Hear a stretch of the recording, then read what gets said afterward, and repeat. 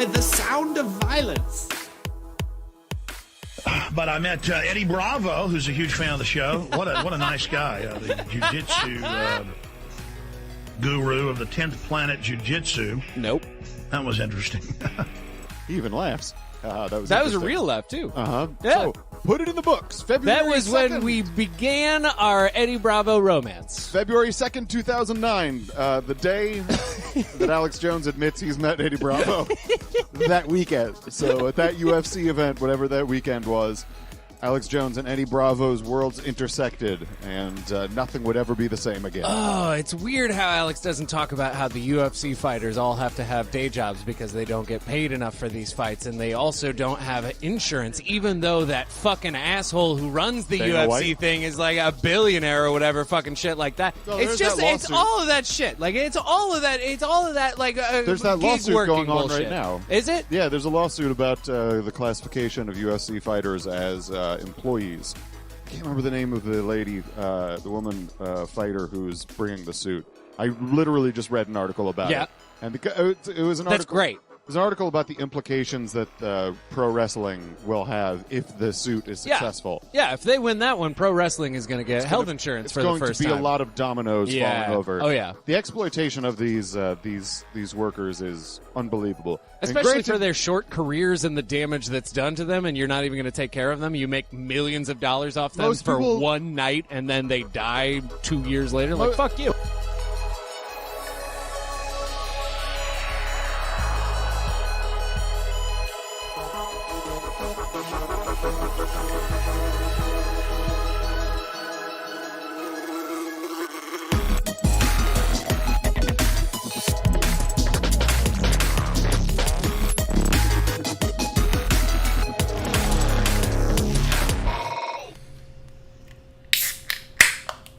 What up, everybody, and welcome back to yet another Sound of Violence podcast. We are an MMA podcast. That was a terrible pour. To let you know, the MMA podcast you should catch, skip, and not miss each week.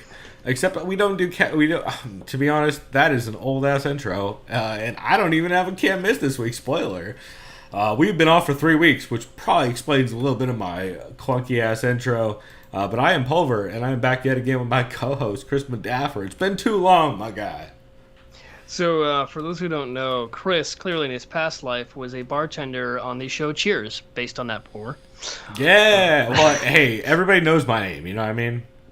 Well, to be And fair, I do look also- kind of like Norm if he shaved, if he had a beard, so. Well, also, to be fair, the main reason why those pours were terrible on the show is because they weren't even the correct temperature in which you pour beer at. For Correct. those who don't know. So, Also, yeah. more fun facts, Cliff looks like my dad. Straight up. I've never met your dad, but if I remember what the fuck Cliff looks like, I've only seen maybe like 2 or 3 episodes of Cheers. in total. Think gray-haired Hitler Youth, and you're pretty close. Like, it's a full mustache, not a Hitler mustache, but it's the comb over part and everything. Think gray Hitler Youth. That's not good. Well, I mean, we do have the German heritage. And since why is the fucking Nazis? Yeah. Speaking of which, Nazis will come up a couple times throughout the show, since you guys did hear Alex Jones on the intro. So I'm sure we'll get to some of that at some point. I guess we'll address that after we get into Chris. We should first start off, before we get into any of that, we should get to our actual format, which is talking about the Doug Stanhope presents. Or no, god damn it, I am wearing this shirt and I still can't read it right. Papa Vodka presents, Doug Stanhope presents, our super real sponsor that hopefully isn't a problem in the beer industry. What are you drinking on this week? So, it's been probably about 4 or 5 years, maybe longer, since I've had this beer or been able to find it. This is very fitting for this month. It's an important month, just, you know, in general, just United States, just for representation and just as far as just, you know, Americans. So, this I is love Fremont. that. Yeah, that's a legendary OG Pride This Month is their beer. Kolsch, which is called Pride, Yeah, that's a great which beer. is based in Seattle, Washington. Yeah, they've done that for, I don't know, half a decade now?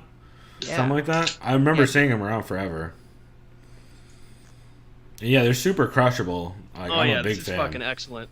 Yeah, it's perfect for the weather that we are having in San Diego right now, which I don't know if you guys can tell, but we're sweaty as shit, and I'm a mile from the beach, but it's hot. I usually don't wear a hat backwards, but it's also like I noticed too, if I wear the hat forwards, it just blocks half my face from the camera because of the shadow from the bill of the hat. I'm like, yeah, it's true. That's a good point. It's fucking warm. Yeah, I'd be wearing a hat, but I don't want to ruin one of my fucking hats by sweating through it right now on air, so... what we're going to do is, why don't we start off... Well, first off, before we get into anything, I guess we should talk a little bit about our intro clip, which our intro clip is a show that's not an MMA podcast. However, Knowledge Fight is a podcast where Dan and Jordan talk about Alex Jones and a bunch of other fucking grifters in the world. Mostly Alex Jones. And I think it was Jay... Oh, God. What's his name? Here, let me look it actually up. I want to say, and I hope I'm not fucking this up, but I think it's Jay Ho-Ho's on Twitter who originally recommended the Knowledge Fight podcast by Alex Jones to us. If it wasn't him, please let us know who it was. But I'm pretty sure it was. But absolutely incredible podcast. They essentially audit the shit out of Alex Jones, and they just pull up all the references he makes, and it's like... Oh, Alex says there's a clip of this thing that is it was a Stanford article. It was a Stanford study. And he pulls it up. He's like, first off, not a Stanford study. It's a student that went to Stanford. And it wasn't a study. It's just a paper. It's that kind of stuff. So it's like a very, very clear audit. Also, they find out live on air that Alex Jones has talked to literally the Russian government. He thought he was getting on an interview with RT for like a TV show, and then he saw and then all of a sudden a bunch of heads of the Russian government came on and started interrogating him. He just admitted that on air one time. There's a lot of really shady shit. Shouts to Roger Stone. All that shit's very funny. Exactly. But guy looks like he belongs in Who Framed Roger Rabbit. I mean, yeah, as the dude deserved to be putting in the dip, you know what I'm saying? But I'm so glad I was able to remember the name of the dip off the top of my head right now. I did not think I was going to pull that. But yeah, it's a great podcast. And the fact that, by the way, that clip was from February 2nd to 3rd. I believe it was sometime in February of 2018 when they first said that. That was during the Leslie Smith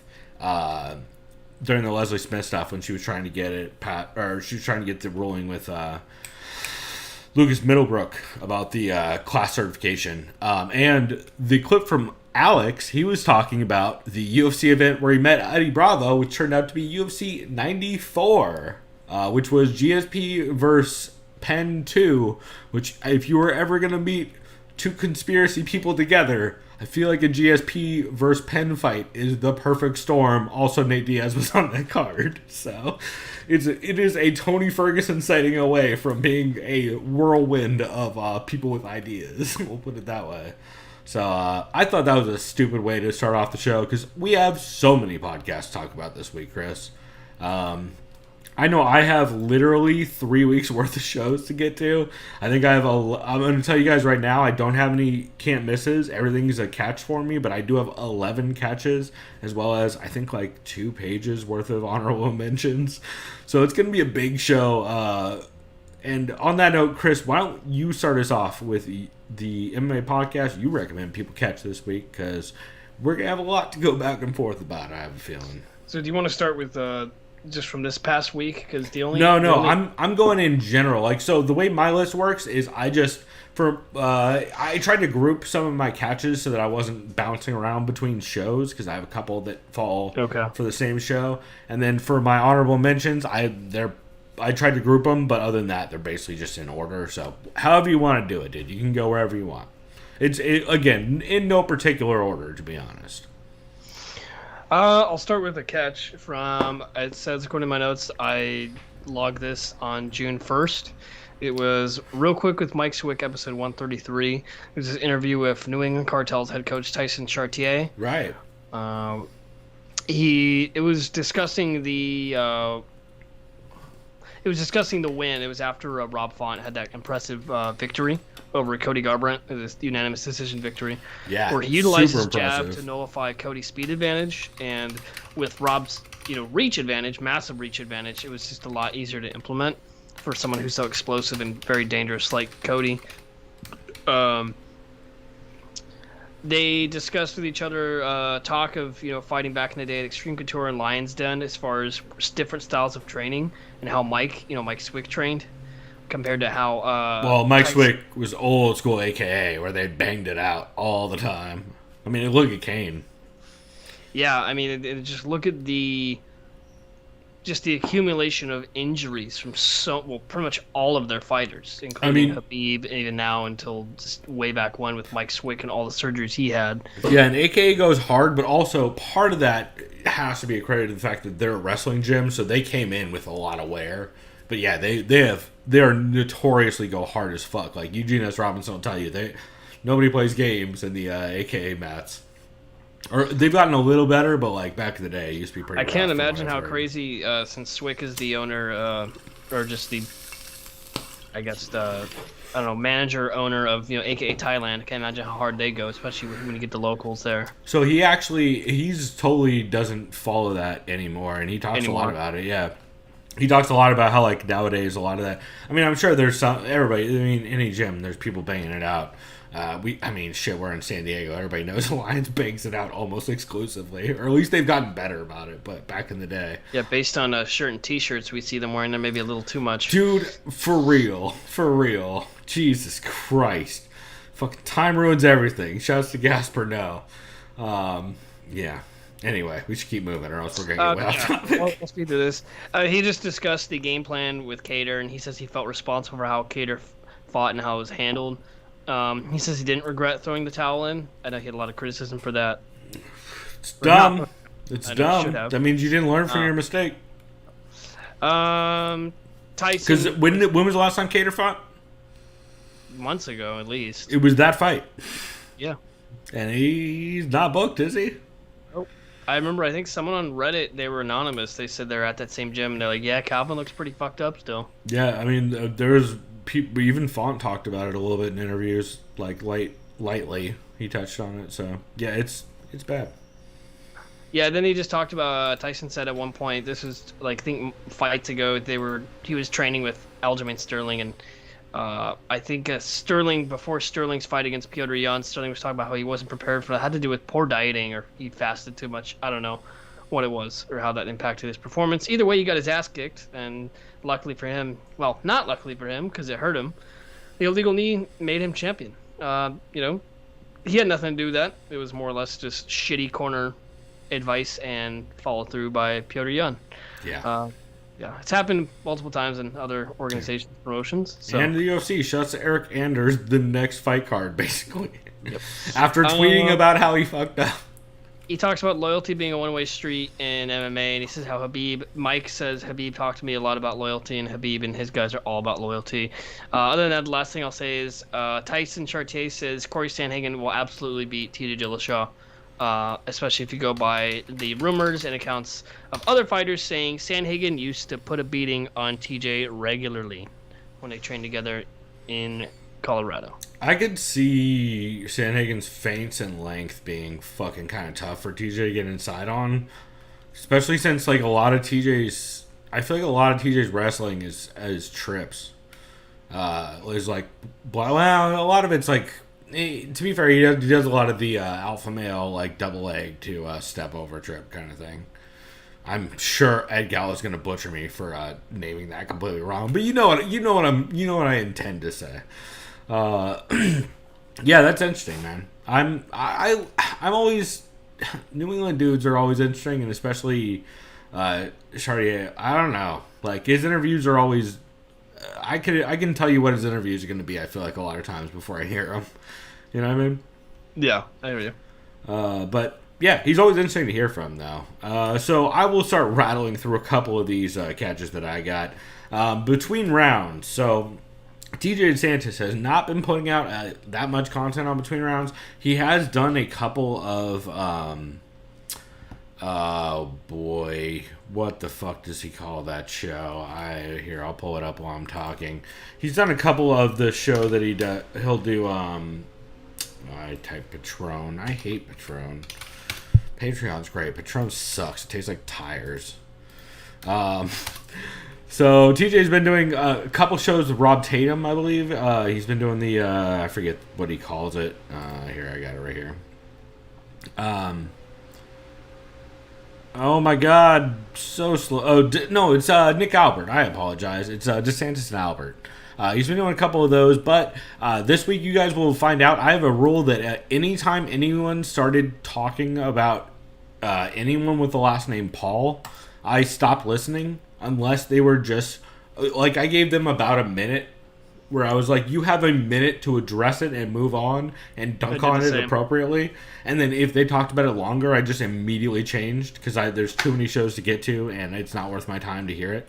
And so I saw circus fights in the name and I was like, I don't need to hear about that.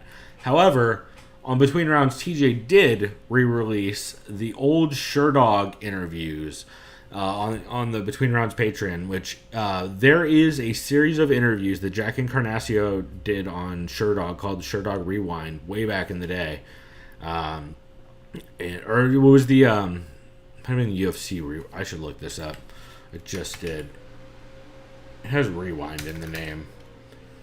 Maybe SRN Rewind. It's going to be tough to go. It'll be in the notes in the description of everything we put out, like always.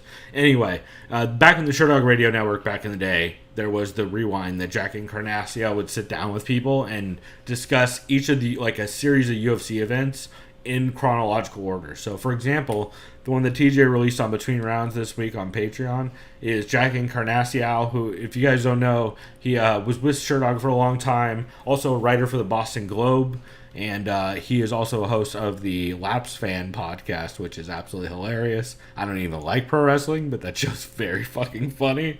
Yeah, I think pro wrestling is dumb. I've never really watched much pro wrestling, but I've listened to probably 100 hours of that. I've listened to way more. I've listened to hundreds of hours of that show. Probably thousands of hours of that show, to be honest, at this point. Because each episode's like 3 or 4 hours. So it's ridiculous. Anyway. Off topic. Jack Encarnacio also, way back in the day on Sherdog, did a recap where he would talk about a couple events in a row with someone, and TJ re-released the clip of him talking about UFC 1 through 5 with Clyde Gentry.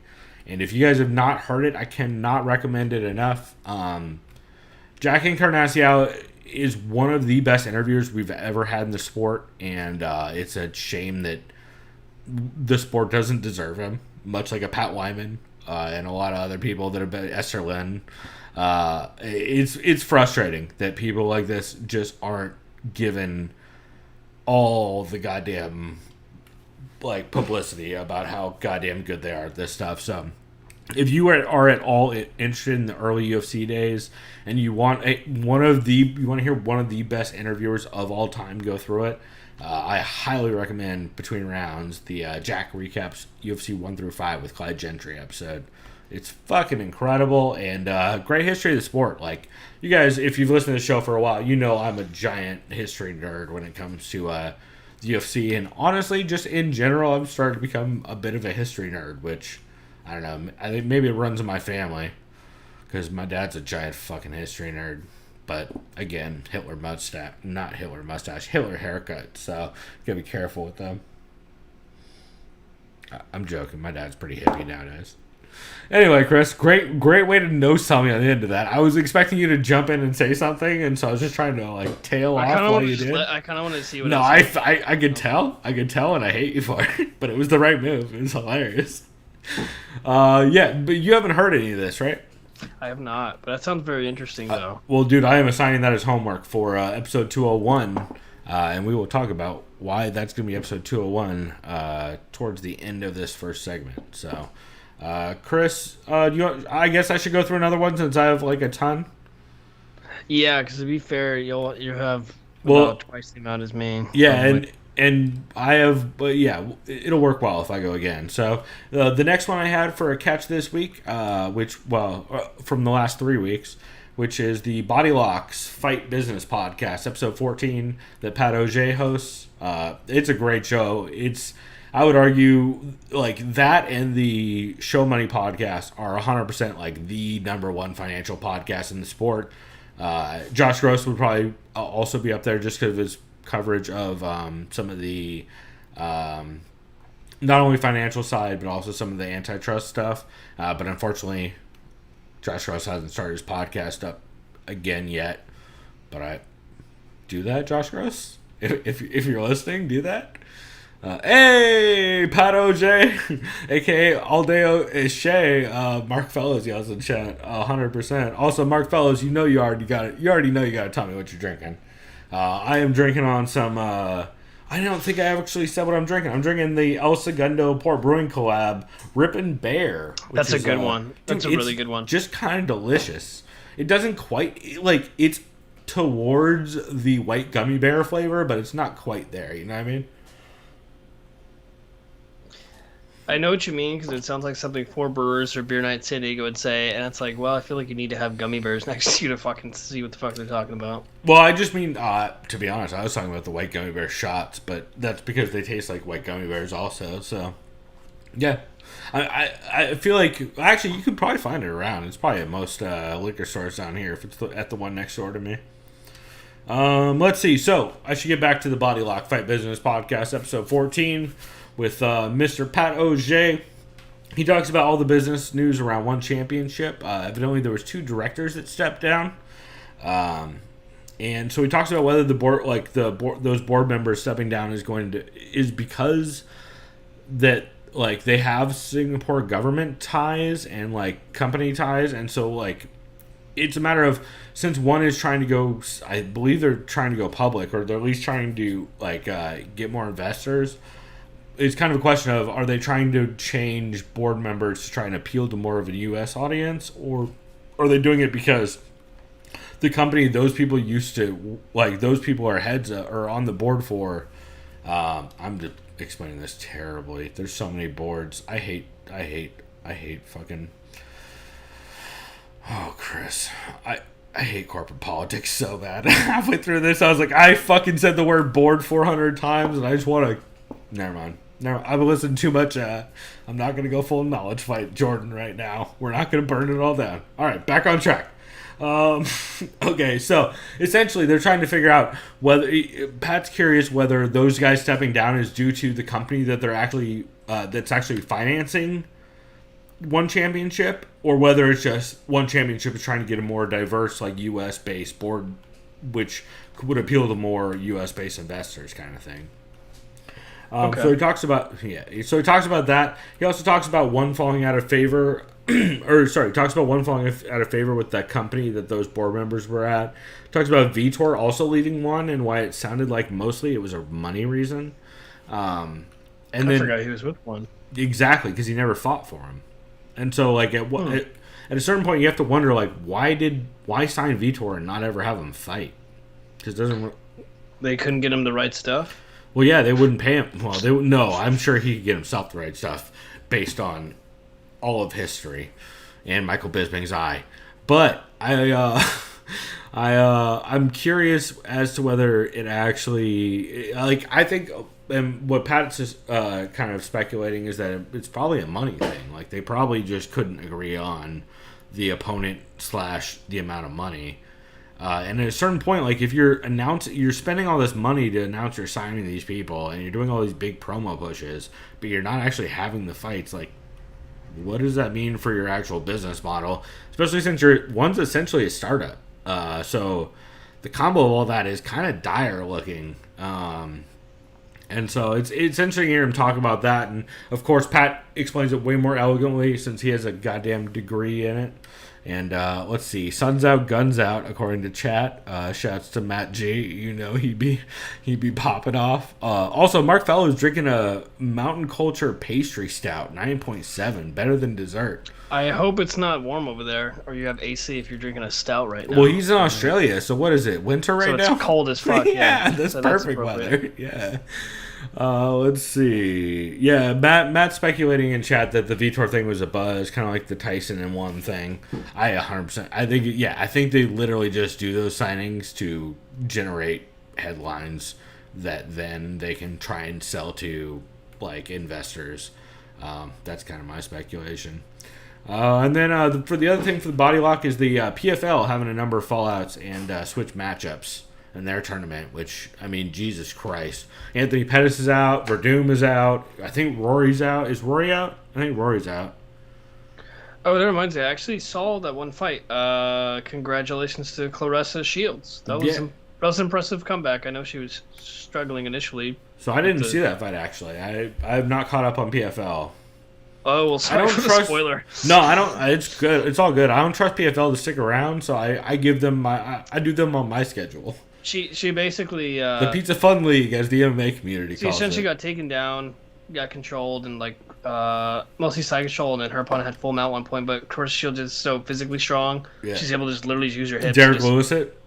Yeah, and of course Shields, who obviously is an amazing boxer, just started piecing her the fuck up with just a jab, and then I think dropped her once, and then got her to side control, and then eventually just started pounding her the fuck out. Like, it looked like anyone who doesn't have grappling experience would look, as far as it not being like fluid or technical, but based on her huge boxing advantage, if she can kind of just learn how to scramble a la like a get in a well, this is the thing, it's kind of a bummer she's a fucking Jackson Wink. It's like, god damn it, if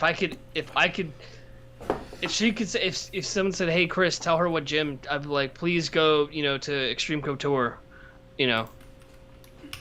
with what's his God, his name escapes me. The head coach of Ngannou, who basically taught Ngannou how to wrestle.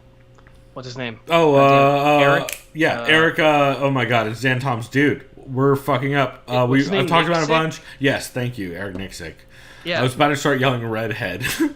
yeah, 100%. So, not to shit on Jackson Wink, but it's just, I feel like they just told her, hey, go to our gym so you can give us more clout. Well, I mean, Jackson Wink's what everybody says. Like, if just like everybody says, fucking go to Faraz, and it's like, what year are all you from? Clarissa Shields, she's interesting. Hey man, more jabs in MMA, I'm happy about. Advantage for her. I think she's only. It's incredible. So I think she's still only about like 24 years old. So that's big. Yeah, big facts. Yeah, Matt G in chat dropping also big facts.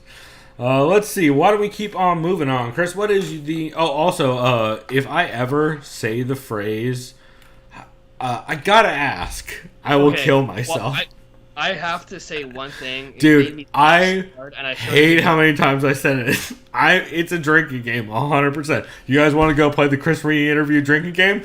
Drink every time I say I gotta ask. Drink every time I get panicky. There's got to be a couple good ones in there. Drink every time I take a sip of water. So I'll say this: the one thing that made me laugh, I don't know what you tweeted out. It was during the YouTuber fight about 2 weeks ago. You said, I'd rather be watching this, and you said no cap. I'm like, oh shit, is Chris turning into a Zoomer? A Gen Z? Dog, I keep that. I'd be not that old. I know, but I saw it. I showed the Trevor. I got giant jeans and some D3s. I'm definitely not old. What did you do it like a best of 90s like? Oh yeah, dog. You do not have to worry. We are going to talk about that on the before the break. Dude, by the way, that's not a gimmick. Those fucking power hours are dope. We will talk about them. Fucking totally rad Chaz. I'll say it right now. I was trying to make fun of you for doing that. So, of course Chris doesn't want to watch this. It's like, well, don't get me wrong, Trevor. I watched the fight with you with you because you invited me, and I want to hang with my boy, regardless, and like a bunch of other of our friends over there too. So, Well, and also, bro, some of those fights were fucking brutal on that card. Chad Johnson. Jesus, what are we doing, bro? Other than hoping everybody dies. All right, we should segue away from my fucking Zoomer bullshit as I'm getting called out for in chat.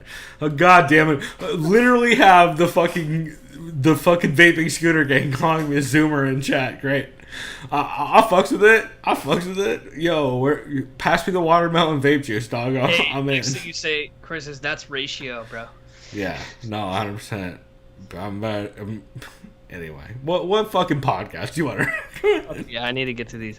So this is from the 7th, June 7th. I will talk about Believe You Me, episode 327. It was Chris Weidman was the guest. Dude, yes, such a good one. I know you have more notes than me on this. Oh, it's all good. Yeah, we'll both go back and forth on it. So, Chris Weidman's mic quality is impeccable. Dude. It's fantastic. Crystal. I was like, did I get new headphones or is this like just amazing quality fee? I was like, holy shit. So shouts out to Chris, which speaking of probably the main reason why he has impeccable mic quality and I'm assuming video quality is he's starting a new podcast or he started a new podcast. I think we might have, like, outside of that show, I think we're some of the first people to tweet out about that. Yeah. And his first guest, and I haven't listened to this yet because I know it's probably up by now, or maybe not because they're probably still editing it. I decided not to do any new shows this week because I didn't want to hear about fucking anyone with the last name Paul. I haven't listened to this because I haven't looked for it. Yeah. I can't remember. I'm curious what it's going to look like, dude. Either way, his guest was Anderson Silva, which is pretty fucking monumental for first episode. So I'm looking forward to hearing that. Should be awesome. If it's out or if it's not out yet, I'm not sure. I mean, I'm just super curious because I've had that surgery that they both had. Yeah. And like he was walking, like I think I tweeted out around that time, like he was walking in 6 weeks, which is like 6 to 8 weeks is pretty standard for up and like literally up on like crutches moving around in 6 weeks easy with that surgery. Like of course spiral fractures and different things will make it a little bit different, but yeah, I had it when I was younger too. I was like 16 at the time, 10th grade I think. But yeah, that's like 10th grade, yeah. But yeah, wild shit, and it's good to see him moving around. And also, the good news about that surgery, you can't really snap that leg again because you have a titanium rod down the center of the bone. So even if it breaks, it's not gonna snap. Yeah, it'd probably just like fracture. It'll just fracture, yeah. Yeah. Anyways, yeah, they talk surgeries, rehab talk. I think Chris mentioned he's had like 24 surgeries, which is insane. Yeah, well, and a lot of those are knee surgeries and back surgeries and neck surgeries, yeah. Because Chris is probably, 37, somewhere around there, like mid-late 30s? Well, he's had, late 30s, I believe now. And he's talked for a long time about having knee problems since college, since high school, I think, even. I'll let you kind of roll in. They also talked about how Vettori's out of his mind. I mean, yeah, that's most of what I had. It's like they talked about how Vettori's crazy. They had a lot of pizza talk on the episode, of course. Also, fucking Bisping and... Oh, well, first off, I should make fun of the fact that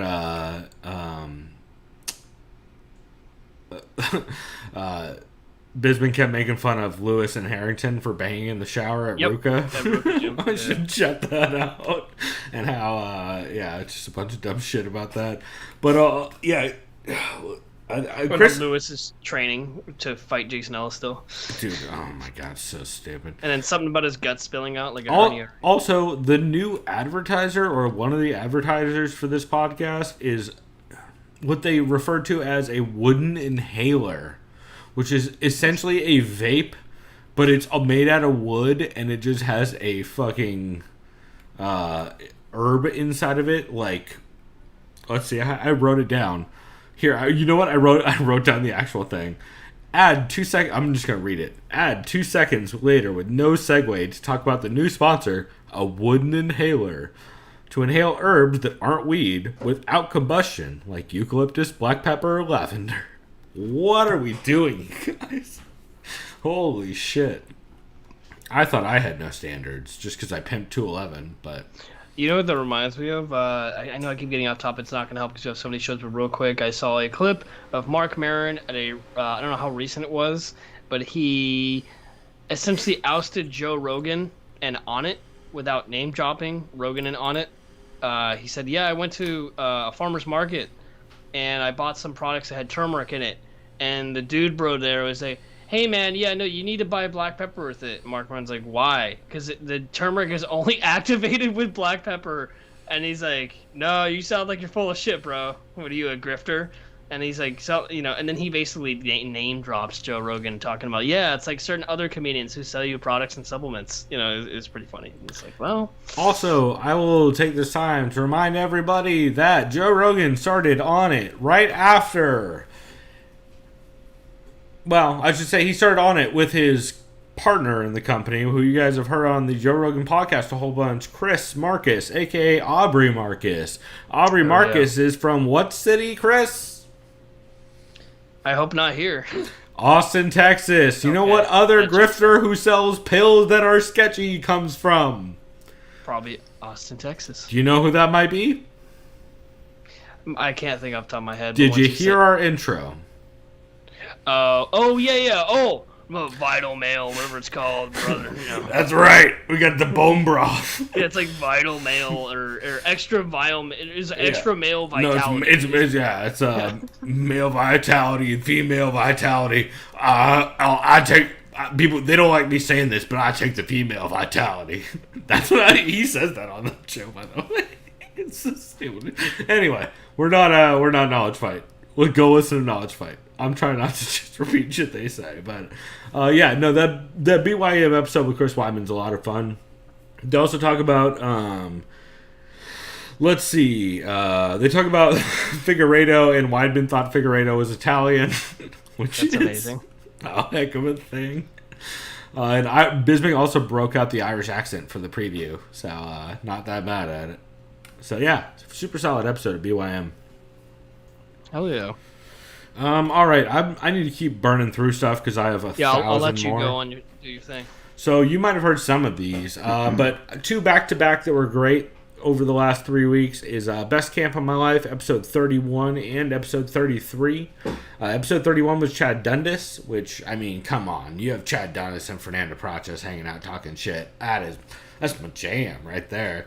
And Fernanda talks about how she listens to the CME actually before she records to get kind of like in an MMA headspace, which I fucks with that. Chris, do you listen to anything before we record?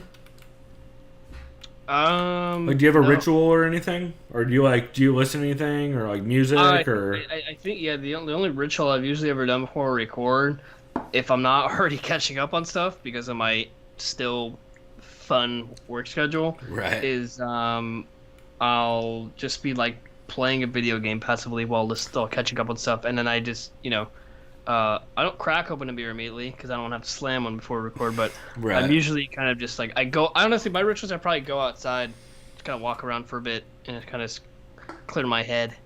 That's what's up. So for me, what I generally listen to, it kind of depends on the mood I'm in and how much I'm drinking and all that shit. Like, sometimes it'll be Stanhope if I'm a little bit hungover and I need to fucking not sound like I'm dying on air.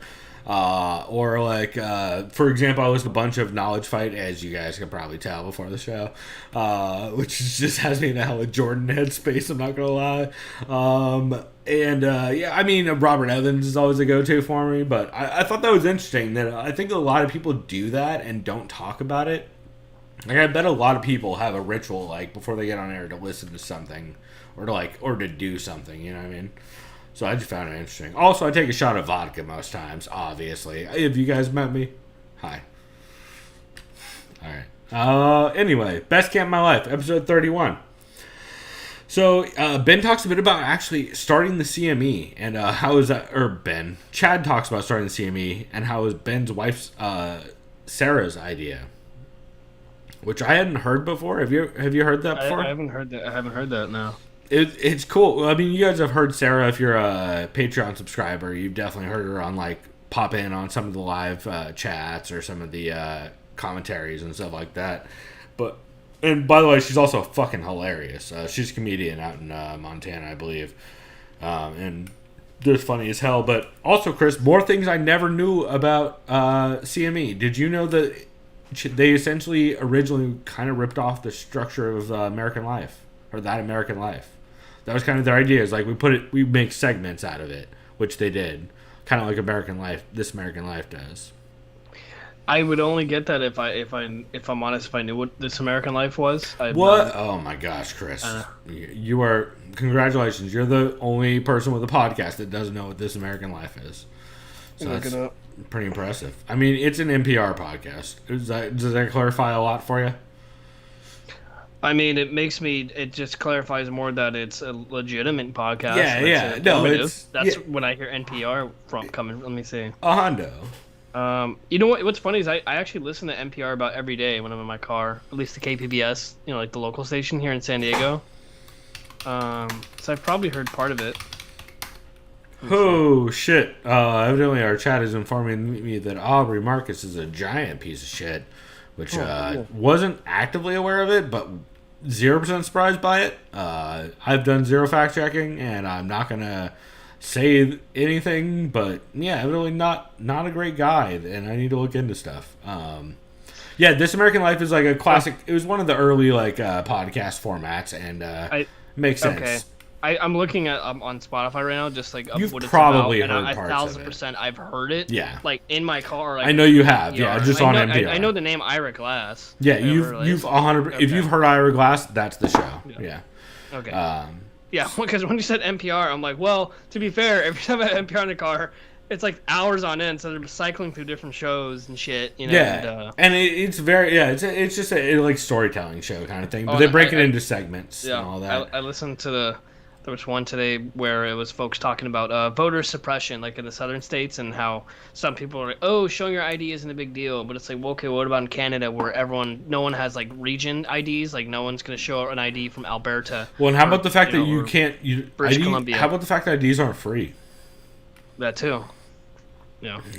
So like you are immediately gating a certain part of the population just by forcing people to pay for things. Not to go on a political tangent, because this isn't a political thing; it's a human rights thing. I was gonna say. Yeah. Well, listen, the Republicans, the reasons they're calling it like white voter disenfranchisement. Yeah, it's like, oh no, that's just because Republicans are just racist, or a lot of them are. I'm not gonna say most. I would say a lot of them are. Yeah, they're disenfranchised because they're not like, the only hey, voice anymore. Trump lost the election because a lot of black voters went out and voted. Let's make them not be able to vote in 2024. Yeah. That's what they're doing, which is sad. It's fucking bullshit. So, all right, I'm done with that. So we need to burn it all down, Chris. Burn this motherfucker to the... These motherfuckers keep asking us to eat cake. I'm just saying. Anyway, nobody knows who Marie Antoinette is, evidently, in this country. Nobody's ever heard of her. Yeah. Nobody in charge has ever fucking heard of Marie Antoinette. That's all I'm saying. Oh, God. Let them eat cake. Exactly. All right, anyway. But yeah, you were talking about best camp of my life. You know what? I feel like if there was ever a podcast to go on that rant during the middle of, that might not be the worst one. Anyway, Chad also talked about balancing how do you balance putting out so much MMA content without going crazy, since they're doing fucking 3 shows a week plus a movie commentary. Plus, sometimes they're doing events and stuff. Like, their volume is crazy. I'm going to have to check out their movie commentary for this coming weekend. That is going to be a Dude, it's Nick Cage month. Yeah. All month long. I'm going to take his face off. Dude, I just hope they do Vampire's Kiss. I'm going to be real. That's the best one. They're starting with Face Off this weekend. And I just remember that fucking movie... John Travolta goes like this to his family, like to greet them. No, yeah, it's just a lot of face. There's a lot of face touching in that movie. It's the worst. I blame John Woo. John Woo has excellent films like Hard Boiled. He has that one excellent film. You're right. Okay, sure. He has a lot of other insane ass people movies. Like, yeah, I fuck with Con Air, but that's not a good movie. That's not even John Woo. That's okay, but it might as well be. It's Cage movie. It's Michael Bay, maybe. Yeah, I think it is because I know Jerry Bruckheimer produced it. But John Woo's the what's the other one that is fucking it's the same thing though. I feel like all those movies are the same kind of gimmick where it's just like, you know what, we got a lot of rich, pretty people. If you see if you see doves flying, 100%. John Woo. Yeah. Anyway. Okay. Oh my God, let's just keep on moving on. Yeah, it was a great episode with Chad Dennis. And they talk about the fighter series, or the fighter survey that the Athletic did, which is really cool. Because that's one consistent theme that I keep hearing from the Athletic people is that fighter survey. And I think that thing really, in retrospect, is going to mean a lot. Like a decade from now, maybe not a decade from now, maybe not 2 decades from now, but 100 years from now, if somebody sees that fucking survey from fighters who are this disenfranchised and this fucked over, like that's a very damning piece of journalism. You know what I mean? Yeah. Although so is almost every bookmaking thing about the UFC currently. So, and then the other thing is they talk a little bit about the history of the sport kind of getting shortchanged by the UFC since they only care about upcoming events that they can make money on. That's something that really rung true to me. Like the fact that zero part of that, like the UFC. For a while, I thought it was just because they didn't give a fuck and they were afraid of bad press from old fighters. But after I heard that, I was like, oh, it's not that they don't care about bad press. They just literally can't make money on them, so it doesn't matter. Like, so why ever promote anything that used to happen? Because the most money you can make is promoting things that are going to happen. So why ever talk about anyone who fought in the past unless they're about to fight? Which is like the most depressing thing I've maybe ever heard about the history of fight sports.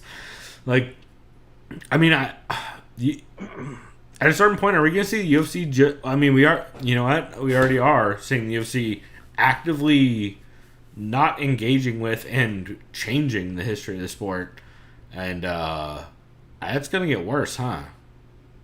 Like, as I'm saying this out loud, I don't see it improving. Yeah, it's gonna get, man. That's I didn't have that realization until right now on air, and I'm not happy about it. I'm not gonna lie. That's really fucking depressing. All right, let's keep on moving on. The other episode, Best Camp of My Life, episode 33. Fernando Praches had on Chris Rainey, and by the way. I heard this one. Yeah, if you guys want to hear a good interview with Chris Rainey, with someone who's not stuttering over themselves at 10 a.m. Or someone that doesn't have to leave. Yeah. Right as they start recording. Dude, to be fair, low-key on the back end, Chris and I were both stressed about this shit because of the timing. And also, I don't know if you know this about me. Not quite a morning person, not quite a not drinking person when I'm doing interviews. That was a tough one for me. But Fernando Praches had a fucking great interview with Chris, and actually even gave us a shout out during it. So yeah, it's kind of I'm full disclosure, not at all obviously why it's a catch for us, because I feel like she asked better questions and had a more interesting conversation. But it was cool to hear from her and get a shout out. But yeah, you said you listened to this, right? Super good episode. I enjoyed it a lot. What I didn't know about Chris is that he went to like a meditation kind of like center. Yeah, or, that's what he said. Like, yeah, he took like a kind of like a sabbatical, for lack of a better phrase. Yeah, and he said he did to clear his head in his early 30s because initially he knew deep down I'm still I fantastic. might have to do that in a year. What's up? I said I might have to do that shit in a year. I am doing it by the end of the year, by the way. Spoiler, guys. Really? There's going to be a period, and I hate to disappoint you. You will not have me on the podcast for probably about 2 months. I'm actually going to be leaving the country for a sabbatical. So fair. Just want to let you know now. I'm still planning out the itinerary and everything, and where I'm be fucking going. There's that. You're just gonna tease it like that? You're not gonna tell anybody? Well, okay. I'm thinking of an island. So either Ireland, Australia, New Zealand. I don't want to be like in mainland, like Europe, like I've already been, or like Canada that I've been. Or like Mexico. If you go to Ireland, you gotta visit Shawnee Podcasts, right? Of course. Yeah. Literally. We'll make it happen. Dude, he'll buy you a real Guinness and he'll put you to shame. I'll share a real pint of Guinness with Shawnee Podcast. That's right. Hey, to be fair, you do owe him the price of a pint, if I remember right. Yeah, because I had it in a can. He's like, what the fuck are you doing, you asshole? That's pretty funny. That's hilarious. Anyway, yeah, this episode with Chris Rainey, though. Yes, he took a sabbatical. Did hundreds of hours, I think he said, of meditation to clear his head because he knew deep down, I know I'm a really good artist. How do I focus on being a good artist and getting back to my craft?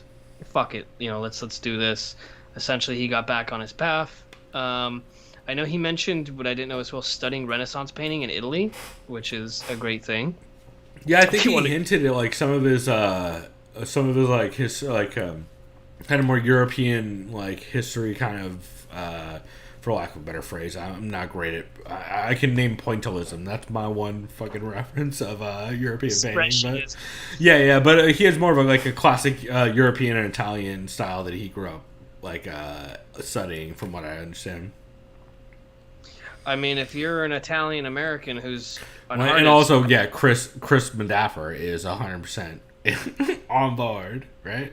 Well, yeah, I'm talking about just Rini himself, a fellow Italian. You would hope that you'd be painting if you're already an artist.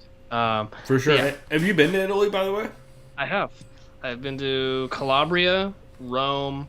I've been to Rome and everything basically below Rome, stretching into southern Italy, all the way to like. Oh, so all the pretty parts. Naples, Napoli, Positano. I've been to Sicily, the island of Sicily, Palermo, and just the most parts of Sicily. This was like 14 years ago now, coming up on. I was 16, and I actually got to meet family. I found my cousins. That's right. right. I remember the only cousin there that spoke English had an Australian accent because they grow olives and make really dope olive oil. Right. And a lot of their farms are also in Australia, so that's where he learned. His name is Rosario. I think he's still alive. He's about like 90-something years old now. Oh, shit. Because I know my dad keeps in touch with him. He's a sweetheart of a man, and I remember he would be speaking Italian and he'd be like, "Oh, mate, where you guys from, right?" And I'm like, "What the fuck is going on?" That's aggressive. That's an aggressive change. Yeah, That's it was great. funny, but yeah. I bet that dude could drink. Lots of wine, I remember, too. Yeah. And I remember when I was 16, I'm just whining and dining, obviously. But that's not the point. Anyways, I want to go back, but I need to brush up on my Italian because it wouldn't be fair, in my opinion, if I went to fucking Italy again and at least didn't do due diligence and at least speak some of my fucking goddamn family's language, right? For you sure. Wanna be like, yeah, you don't want to be like ignorant, like, "No, bro, I don't do that."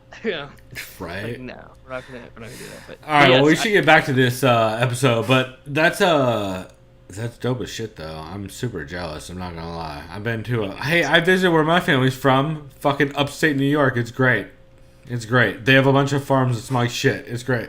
Well, I know you mentioned German ancestry. Didn't you say your last name is Pulversky? Like it's Polish, right? It's like, it's a combination of like, it's like German Polish shit. It's like all the boring white people shit. Because of the non-cultured whites. Yeah. It's like I always get real nervous about my heritage because I'm like, I don't want to know. You're like, well, I don't want to know where they were between the years 1937 and. Luckily, we were over here in the 1700s, so I don't have to worry about it because otherwise, I'd be very concerned. It also could be a problem too if they're over here. I mean, to be fair, I don't know what my grandpa was saying in the 30s, but it probably wasn't great. I'll tell you right now. Let me tell you this much. He was a pianist, and he lived on a golf course when I knew him, so that can't be good. Old white pianist who lived on a golf course? I don't know. Shit. All right. Let's get anyway, back on. Yeah, we're way off topic. So, a couple cool things, though, that on the Best Camp of My Life, episode 33, that came up is... Chris mentioned that he is going to have Kaposa joining for Volume 3. Which is some dope breaking news that I'm super hyped on. He also talked about the importance of like creating more regularly rather than just everything being perfect. You know what I mean? Just like putting out content means a lot, and like a lot of the best people made a ton of art, and that's why they make great art. And I've that's something that I've thought a lot about actually since I've heard him say it. I need to be more consistent with just the shit I put out. Because I have the same problem they talk about in this episode where I'm a bit of a perfectionist and I fucking hate doing things dumb, which is why we don't do interviews generally. So I know I'm bad at talking to strangers because I'm fucking clumsy as shit about it. But I was like, you don't get better at it unless you do it. So kind of another example of that. And then, I said Nanda gave us a shout out. So big shout out to Fernanda about that. That was cool of her. But that just reminds me too of when I did interview stuff throughout all of college. The fact that I was able to like go into Alliance and interview like half their coaches and then Katzengano and not being a nervous wreck. I actually had no idea how I did that. Well, no, you're also very good at interviews. If we didn't have like 10 minutes with you or 15 minutes with you, you would have led the whole thing.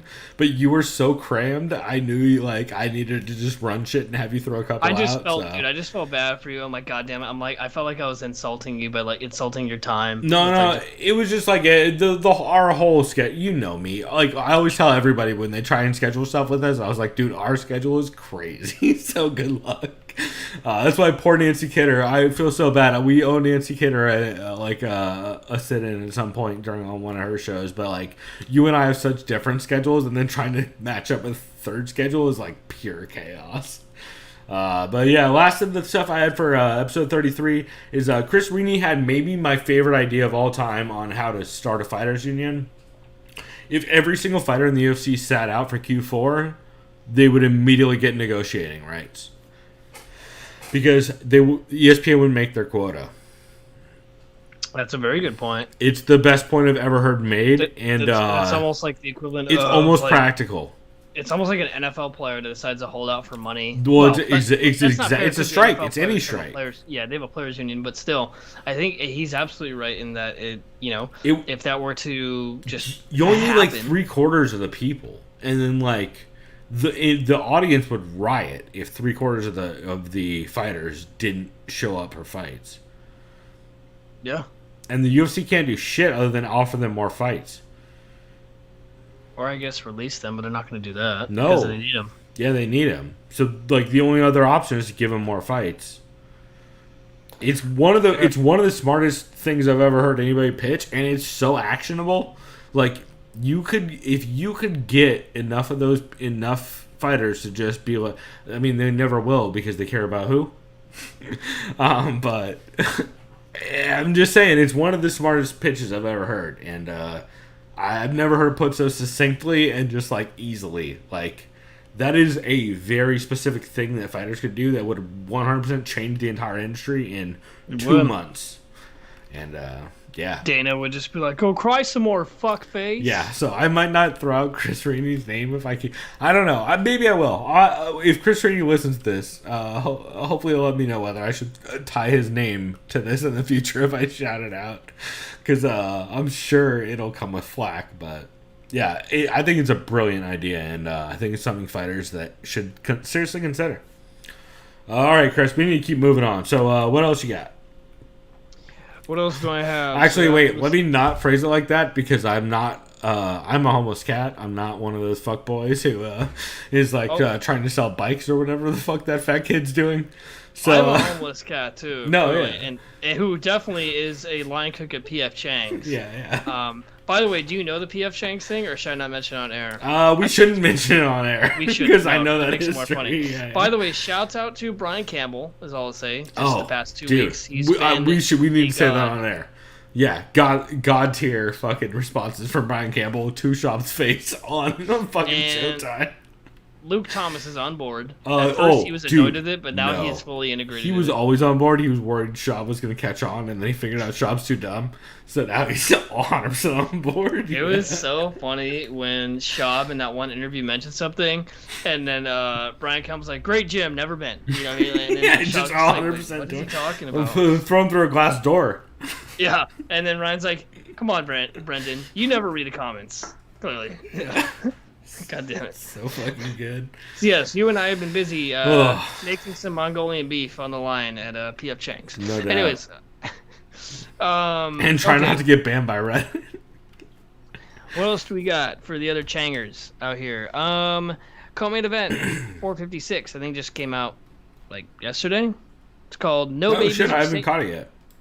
Oh shit. Well, I guess I'll do a quick mention. Go for it. They quickly mentioned Paul Craig and Jamal Hill turning up after the fight at an after party.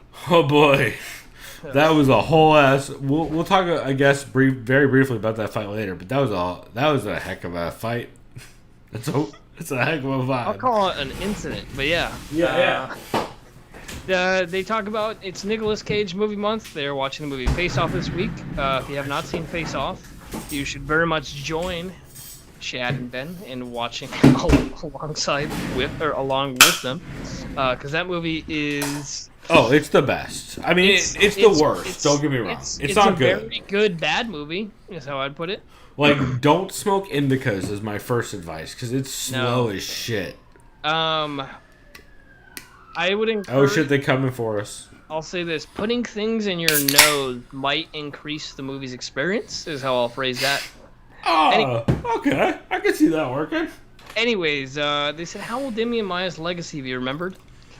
They kind of floated the idea of what if Damian Maia did like a grappling match with Nate Diaz? That'd be kind of dope.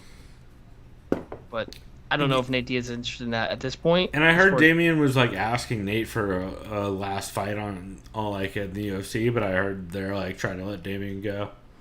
Yeah. Or did. I don't know which. I heard rumors of it. I saw Dana's basically like, yeah, it's your last fight. I don't trust anything that white motherfucker says. Yeah. They quickly mentioned. I don't remember the gentleman's first name. Aroslav defeated Douglas Lima and is now the Bellator welterweight champion. It has improved to 26-0, and he has about 1,000 followers on Twitter. So go give him a follow. Yeah, Jesus Christ. That is. I still have not caught up on the Bellator card. I'm not gonna lie. Yeah, that's impressive. It's been a crazy 3 weeks. Impressive victory. Never watched it. They talk about, they said Nate might not have had a flurry in him after taking so much punishment over the course of the fight against Leon Edwards, because, Leon Edwards essentially won 24 out of the 25. I mean, he won the fucking fight, clearly. But as far as dominance, they're just saying if Nate really had the energy to kind of try to finish that fight, would he have tried to attempt something like that earlier? I don't know. I think it's just a timing thing. He's just focused on having fun. Well, and I think a lot of that was just like Leon finally starting to slow down, and Nate like didn't do anything forever, so he still had energy, and then he caught him like in an off time shot, and that he didn't see coming. Yeah, and then pointed and laughed super hard.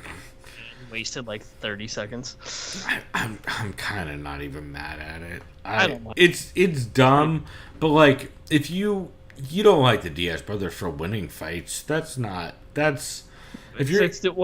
old saying? It's the Diaz brothers don't lose fights; they just run out of time. Yeah, so. I believe as I tweeted out, it was I tweeted out round 5-5-5. Diaz won rounds 5-5-5. Yeah, I don't know. It's fucking silly. They said Nate. Oh fuck. Okay, I guess I'll mention this. Nate. They said, "Do you think Nate would entertain fighting a YouTuber?" No, but we're not talking about it. Yeah, that's why I said that. Phrase. Maybe he will, but I don't give a fuck. We won't talk about it. Yeah. Anyways, someone asked, I think Dana, "Hey Dana, you've been awesome during the pandemic." And I just want to say, this fuckboy question, the First Amendment, the UFC is clearly leading the way to restoring the Constitution, an environment of free expression that isn't happening in any other sport. Bravo, Dana. Let me suck your dick more. I was going to say, number one, it's impressive that, he was able to ask not a question in a press conference. And number two, to do it with Dana's dick in his mouth at the same time is pretty impressive. I'm going to give him credit. So, shouts to, I don't know, Swallow Bro? What's his name? Yeah. And then the last two things I have is they say Brandon Moreno seems like a great guy in and out of the octagon. And then they mentioned how Moreno in the post-fight press conference that he thinks Davison Figueiredo cuts too much weight, and that it might have been a factor in his performance in the fight. How he just seemed really just kind of sluggish and out of it. I feel like he just never actually got going. And I don't know if I'm mixing up interviews, but I feel like I heard an interview where he said he was going to try and work behind a jab. Which is weird, because he didn't do any of that. Yeah, either way, Moreno's boxing was really sharp and fast. Moreno literally worked behind a jab and was just looking pretty as shit during the whole thing. Also, he was just out for blood, like right when the bell started. We should save the rest of that for when we talk about it, because there's some cool stuff that happened down here near Pacific Beach that we'll talk about. Anyway, some other honorable mentions that I need, or some other catches rather that I need to throw out there. The Southpaw Fight Study episode. Southpaw Podcast Fight Study episode 98. Sam and Paul host this show, and it was titled Zhang Weili Made in China. He essentially goes through her entire career, focusing more on some fights over others, but kind of walks through her struggle and walks through some of the xenophobic comments in the lead up to some of the biggest fights of her career, and then of course the loss, unfortunately. And just a really interesting show and something you won't see anywhere else. I absolutely love the stuff that Sam at Southpaw is doing. And yeah, I think if you're not following or at least aware of what he's doing, I think you're really missing out, because it's a voice that is much needed, I feel like, in this space. Like, he's doing very unique content, much like a Matt Hunter or Dan Tom or a lot of people that are just like, they're very much their own unique voice, and they stand the fuck out amidst a sea of dudes like you and me, Chris, where we're two fucking white dudes in front of a camera saying the same shit everybody else is saying, plus MMA Podcasts. So, on top of that, Protect Your Neck Podcast is my other catch, UFC 262. Dan talks about the time Dana bought him a PlayStation. That's a great story. It's so not what you think it would be, but it's a great story. He also does a Font versus Garbrandt recap. He does some listener questions, and the phrase, even the LAPD recognized Asian American History Month, but MMA didn't, comes up. And holy shit, that is, I'll say it rings true, if nothing else. Because if anybody knows anything about the LAPD, they almost exclusively have a history of fucking up Asian people for a certain period of time. Especially around the, well, you know what? Go listen to Dan's podcast. Or Behind the Bastards. The MMA Vivisection, UFC Vegas 28. It's another catch for me. This is the one where Dan Tom actually filled in for Connor Rebush. So Zane Simon and Dan Tom previewed the card. It was cool hearing, like, it's always cool when there's a guest on that show, because it's pretty rare. Connor, I believe, was moving or on vacation or something, one of the two. And so it was cool hearing Dan fill in and hang out with Zane and make all the fucking, you know, I mean, Dan listens to the show. He knows the jokes. He's in on everything. So I thought it was a blast. Let's see, Chris, we got through all yours, right? I just have for your catches, because I still got a handful, but I'm just trying to, if I need to break them up. I have a handful left too, but I know we need to get through. Yours this are mostly honorable mentions, right? If you want to call it that. I just wrote down what I have. I didn't really label anything because I don't nearly have as much stuff that you have. Well, then I'll just keep on moving on. Wait, yeah. Was the we talked about BYM 327. Yep. The CME Power Hour from May 4th, 2021. Did you listen to this? The one where they bet From $20. May 4th? They never. Yeah, the one where there's the Power Hour, where the Friday show where they bet $20 they never wanted to see again. No, it doesn't look like I have it from May Dude, 4th. it's so funny. So, essentially, they have a new segment on their Power Hour Friday show on their Patreon where if they each bet $20 of Patreon money on cards that they don't care about, like specifically cards that they're like not interested in, and whoever So wins, like a care don't care kind of thing. kind of, except they're literally putting Patreon money and they're going down to the bar since it's now legal in Montana, and they're betting it at Katie O'Keefe's, the bar. Ben does multiple fake ad reads, full on Doug Stanhope presents, or Papa Vodka presents Doug Stanhope presents style. Like, he literally almost does our bit. It's a very fucking funny, dude. I should have pulled that clip, actually. He literally does a, hey, Katie O'Keefe's isn't a sponsor, but our sponsor, Katie O'Keefe's, it's the best. And yeah, they make they did that for the bets on the Biggie Boy versus Sakai card, which they absolutely were not interested in, and they did pretty good, or one of them did. I'm not going to spoil it. You guys should go check it out. But yeah, it's a very fun bit, and I'm now kind of interested in slow cards just to see how their Power Hour episodes are. That was fun as hell. Let's see. Okay, so my last two catches for this week are the Fight Site stuff. First off, the Fight Site UFC 263 preview. Iggy and Fino. I always call him Fino because evidently there's no Ignays on either Twitter or YouTube. I can't remember which. But it's Iggy/Tumen and Fino. They previewed the entire card for UFC 263 top to bottom. They didn't even introduce themselves till like basically the end of the show. They talk about Izzy versus Vettori II.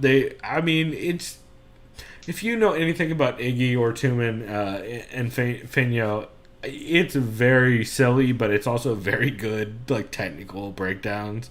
And I just, in general, fucking loved it. I thought it was a lot of fun. Like, very solid points. Like, I believe they called it the Coco main event, is the Diaz versus Edwards card.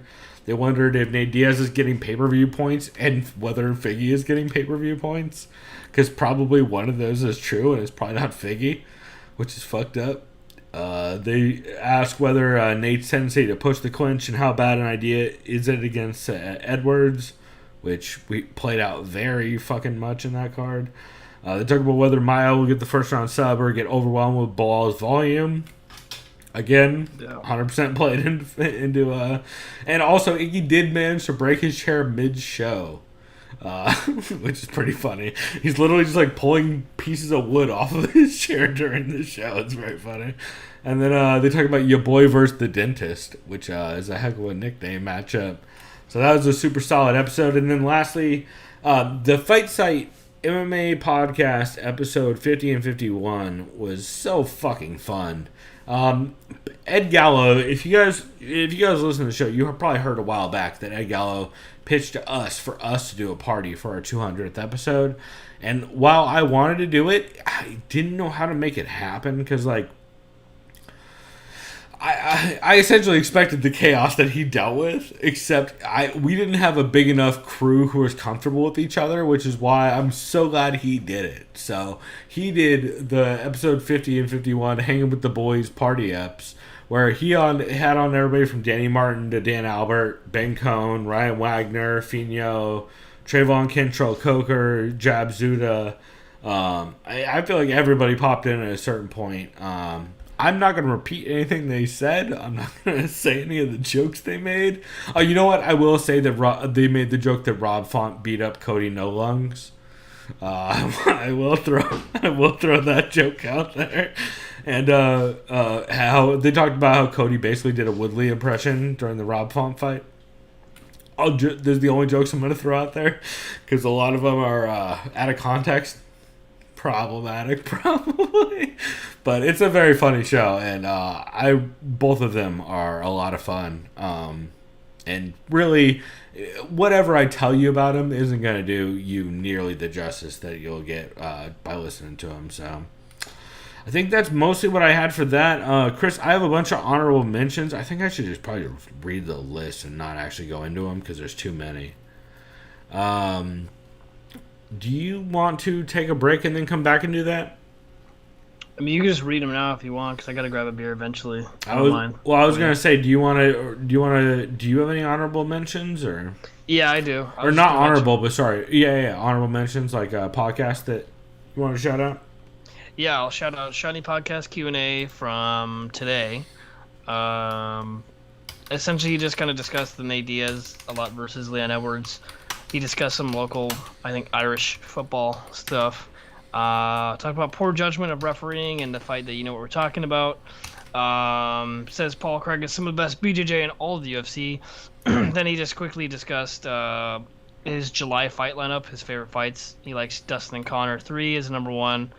He likes Pitbull versus McKee as number 2. And then he loves, Max versus Yair, and then Sanhagen versus Dillashaw. And then someone asked him in the Q&A, what do you think of Wonderboy Thompson fighting Adesanya at 185? He's just like, it'll just be low output and probably not a good fight. And doesn't think Wonderboy hits hard enough. But then again, he says, I don't know either, because maybe he hits hard at 185. And we don't know. Well, but also you gotta remember, Shawnee is the diehardest of Wonderboy fans. And if we're being honest, that is 100% going to be a low volume fight. Like, that is going to be brutal to sit through because they're both going to faint the whole time. It's going to be like Tyron versus Damian Maia. No, it's going to be like Tyron versus Wonderboy, except they're both going to be in the center of the cage. The second one, yeah. I'm going to go grab another beer if you want to start rattling off. Yeah, perfect. Why don't you do that?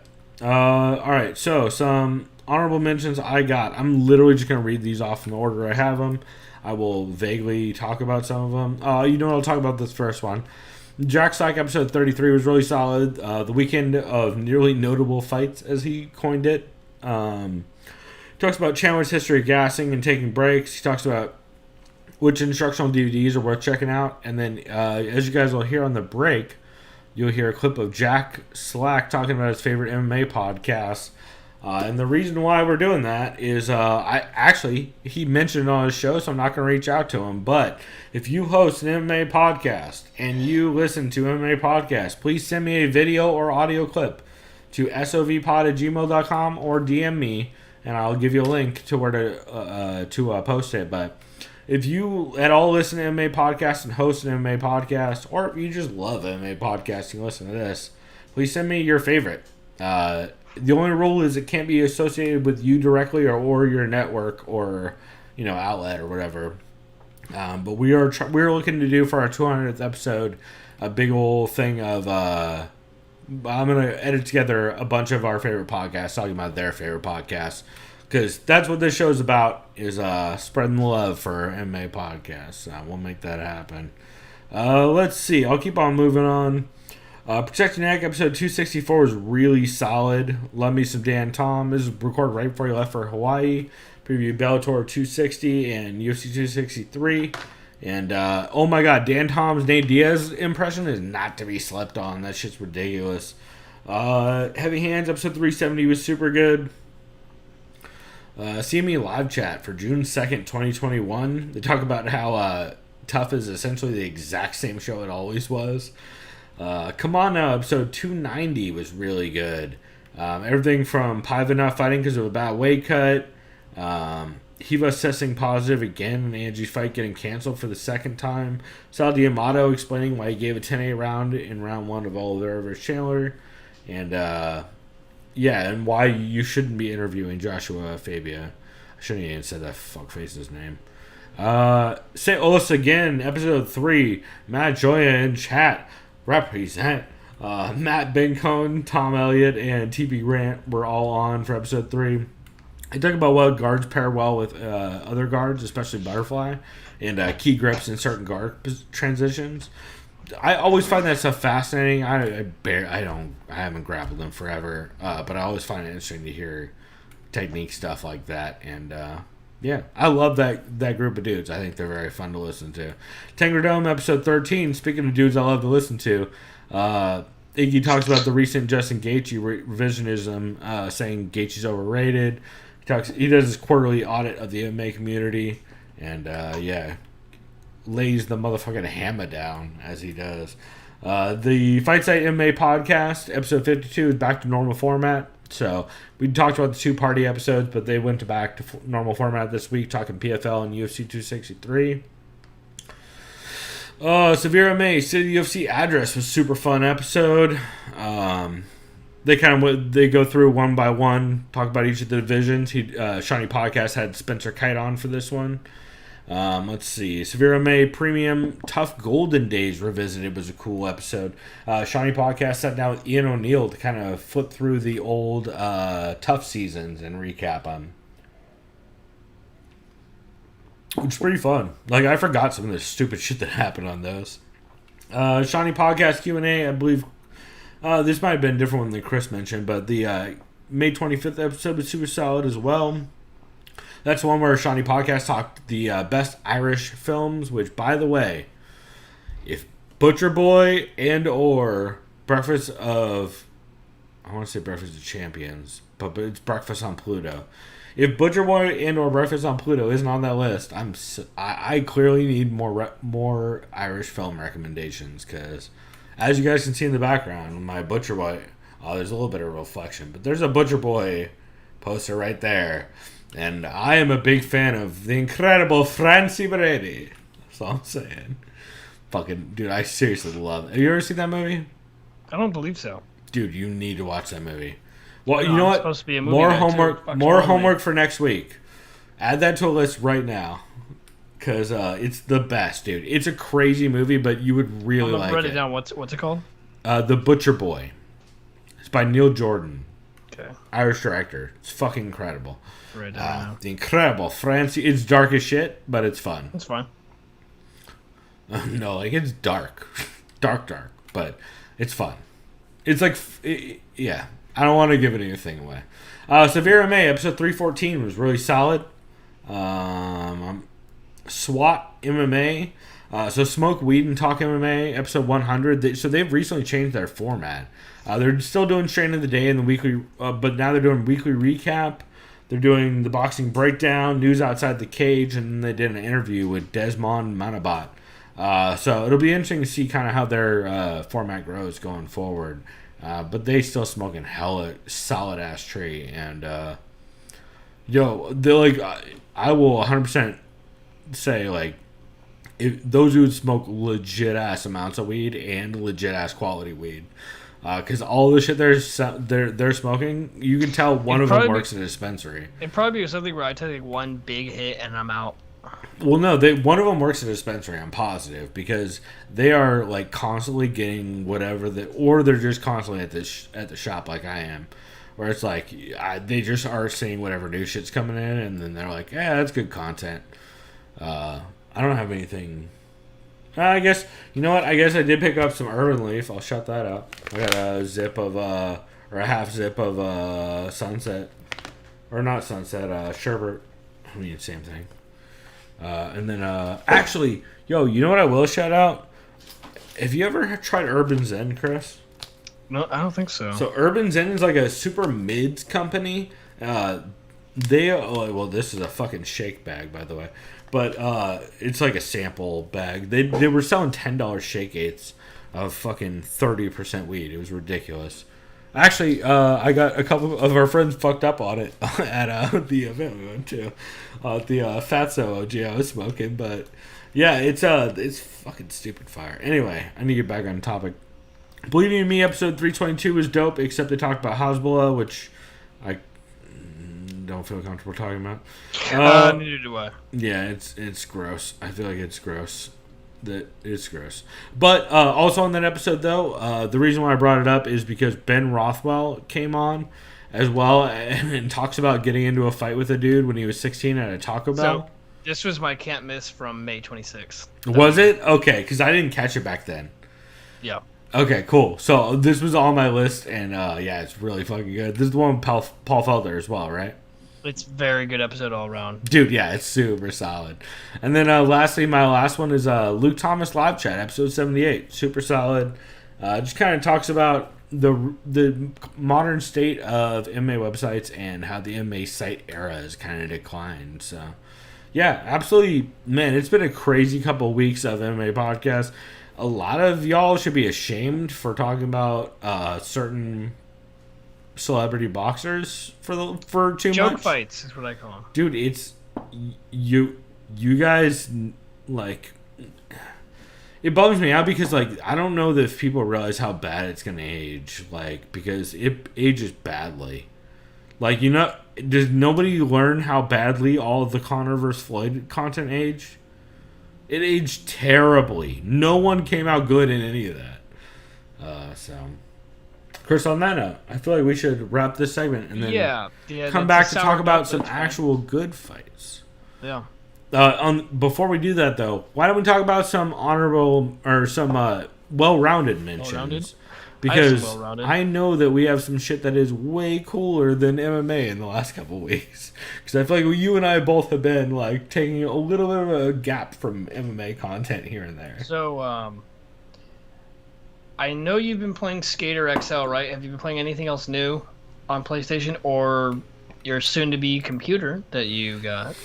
Hopefully, I mean, if BetBuy doesn't fuck me tomorrow, I have a computer showing up, and we gonna move it on up, boys. Because the one game I recommend you get is Chivalry 2. Yeah, remember I mentioned playing the beta. That game is just hilarious fun, is what I call it. I also heard the release date got bumped up. What do you mean? Like, I heard it's releasing, like, the full release, like, schedule has been, like, moved up on a lot of the updates and stuff. I mean, the full game is out. No, but I mean, like, the update release schedule, I heard, has been getting bumped up a bunch. Oh, really? Okay. Yeah, I just heard a thing. Because I know they're supposed to implement server browser, which will be dope on console, and then cross-platform parties. So, for example, I play it on PlayStation 5. My brother has a PS4 Pro. If he invites me to a game, it loads up on my PS5 the PS4 version of the game, but ironically, the PS4 version plays worse than having a regular PS4 and playing it on there than it does on the PS5. So it's like what we do is we just like are in the same party. All right, 3, 2, 1, go, and then we always end up with the same game. So like it works out, and we can just party up that way without like seeing his name. But that game is hysterically fun. It is so fucking. It's just one of the most fun games you can play with your boys. That's a great drinking game. Like drink, smoke weed, like fucking run around. Yeah. And like people hate archers. You fucking pussies. I'm just like sniping people because it's like the high frame rate on PS5. So I'm just constantly like, you get like a crossbow and like someone's like this charging, you shoot them in the face and they like do a backflip. It's just a lot of fun. So I've been having fun with that. And then I, of course, MLB The Show. I finally played ranked. I'm 5-0. Starting off against the kids that never play. But once I get into that mid-tier, I'm going to start getting my ass kicked, but it's all good. And I just purchased today, and I will try it out tomorrow for work, the brand new Ratchet & Clank, A Rift Apart. I've heard nothing but fantastic things about that game. Dude, it's supposed to be fire as fuck. Like, yeah, it's like the first true the way PS5 it works, it's supposed to be dope. Yeah. I did play. It's Rift in Time or something like that, right? A Rift Apart, Rift in Apart? Time. Yeah, I always mix up the names. I did play the 2016 full remaster, not even remake. It was a remake, not a remaster of the original game, and it was fun. It was good. Dude, those games are always like super, like they're very just like pick up and play fun bullshit, like kind of like how Crash used to be back in the day, but like way more fun. Great. Yeah, so with hella mechanics. So just like there's like you get the regular version of the game and you get the $10 extra one. I was like, whatever, I'll spend the $10 extra to get like a digital art book and like a soundtrack, and then you get extra shit. I don't know, but I look forward to trying it out and letting you know how it is. I'm sure it's gonna be fucking awesome because those games are really fluid. Hell yeah, bro! I remember too just playing those on PS2 back in the day, man. That shit was fun. That and like Jack and Daxter and I can't remember the other ones. All those Pro games, right? Yeah, and that reminds me, I think Sony's press conference is tomorrow at E3, so they're probably gonna blow everyone's minds. I don't know. I don't have any faith in console games anymore. Oh, the only one I really am looking forward to is really just God of War Ragnarok. Other than that, everything else is kind of like meh. Fair. Well, and I'm about to go fucking full on. I'm not going to use the phrase that I used to use because it's all white people use that phrase.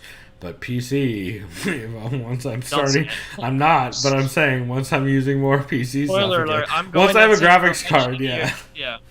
It's inevitable. Also, like pre-built PCs right now are like, if you're gonna get in, like, I was thinking about buying a graphics card for, like, it would have been about $800 to get the graphics card. It would have been about $600 more to have a whole new computer. So by the way, if there weren't scalpers, not saying that you have, I don't know what kind of monitor you'll have. If you want like a high performance, I have your monitor, bro. You know exactly what monitor I have.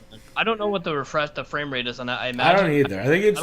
I don't think it goes to 60 hertz. I don't remember. It's definitely 6. It hits 6. It'll hit 60. I don't think it's 144 though. No. It's a 4K monitor. It's definitely not going to be at 144. No, but it's a. It's a 4K monitor, but it's not. You always remind me. I always forget. I need to look up this motherfucker.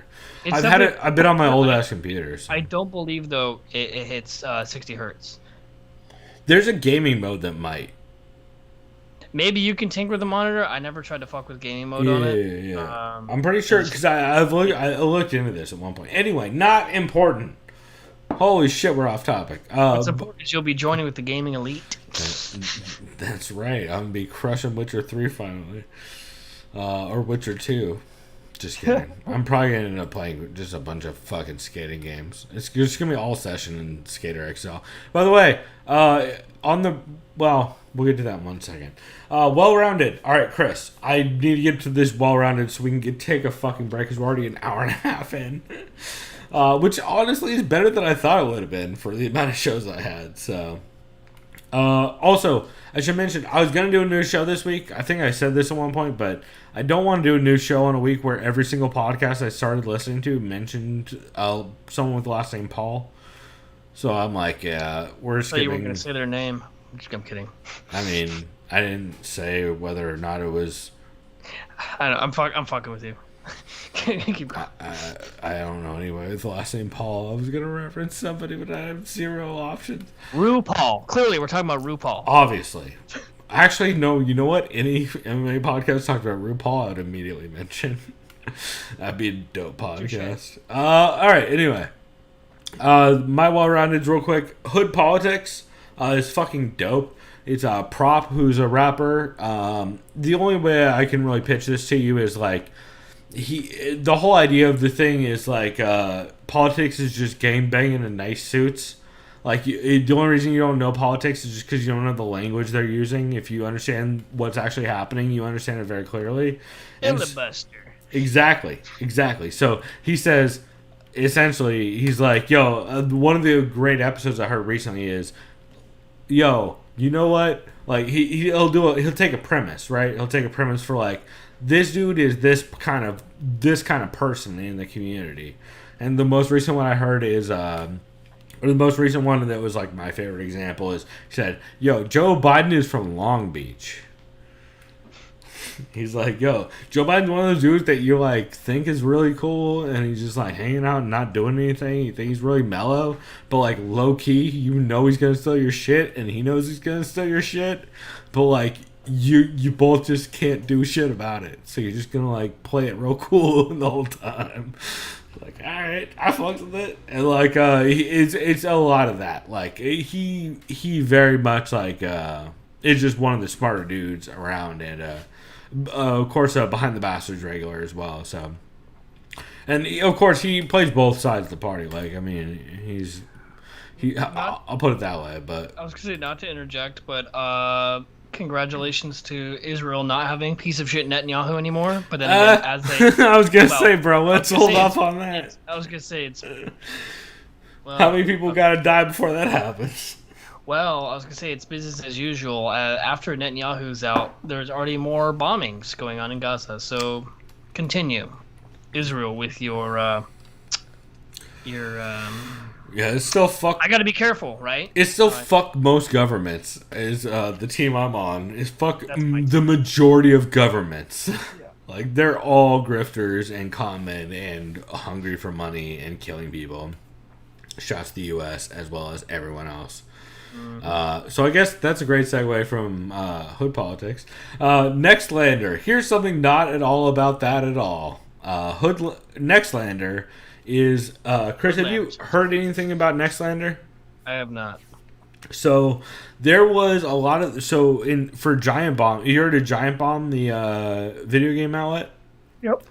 I've talked about them a bunch in the past. So Giant Bomb, the entire East Coast building staff kind of got canned due to COVID and a bunch of reasons, right? I mean, they were literally. I mean, the company got sold. Used to be CBS, now it's a different company that owns it, and then the whole entire East Coast staff, pretty much that whole segment got shut down, and so Alex Navarro, Vinny Caravella, and then Brad Shoemaker from the West Coast have joined forces to start Nextlander on Patreon. Here, I should pull up the Nextlander Patreon while I talk about this. They have recently absolutely blown the fuck up.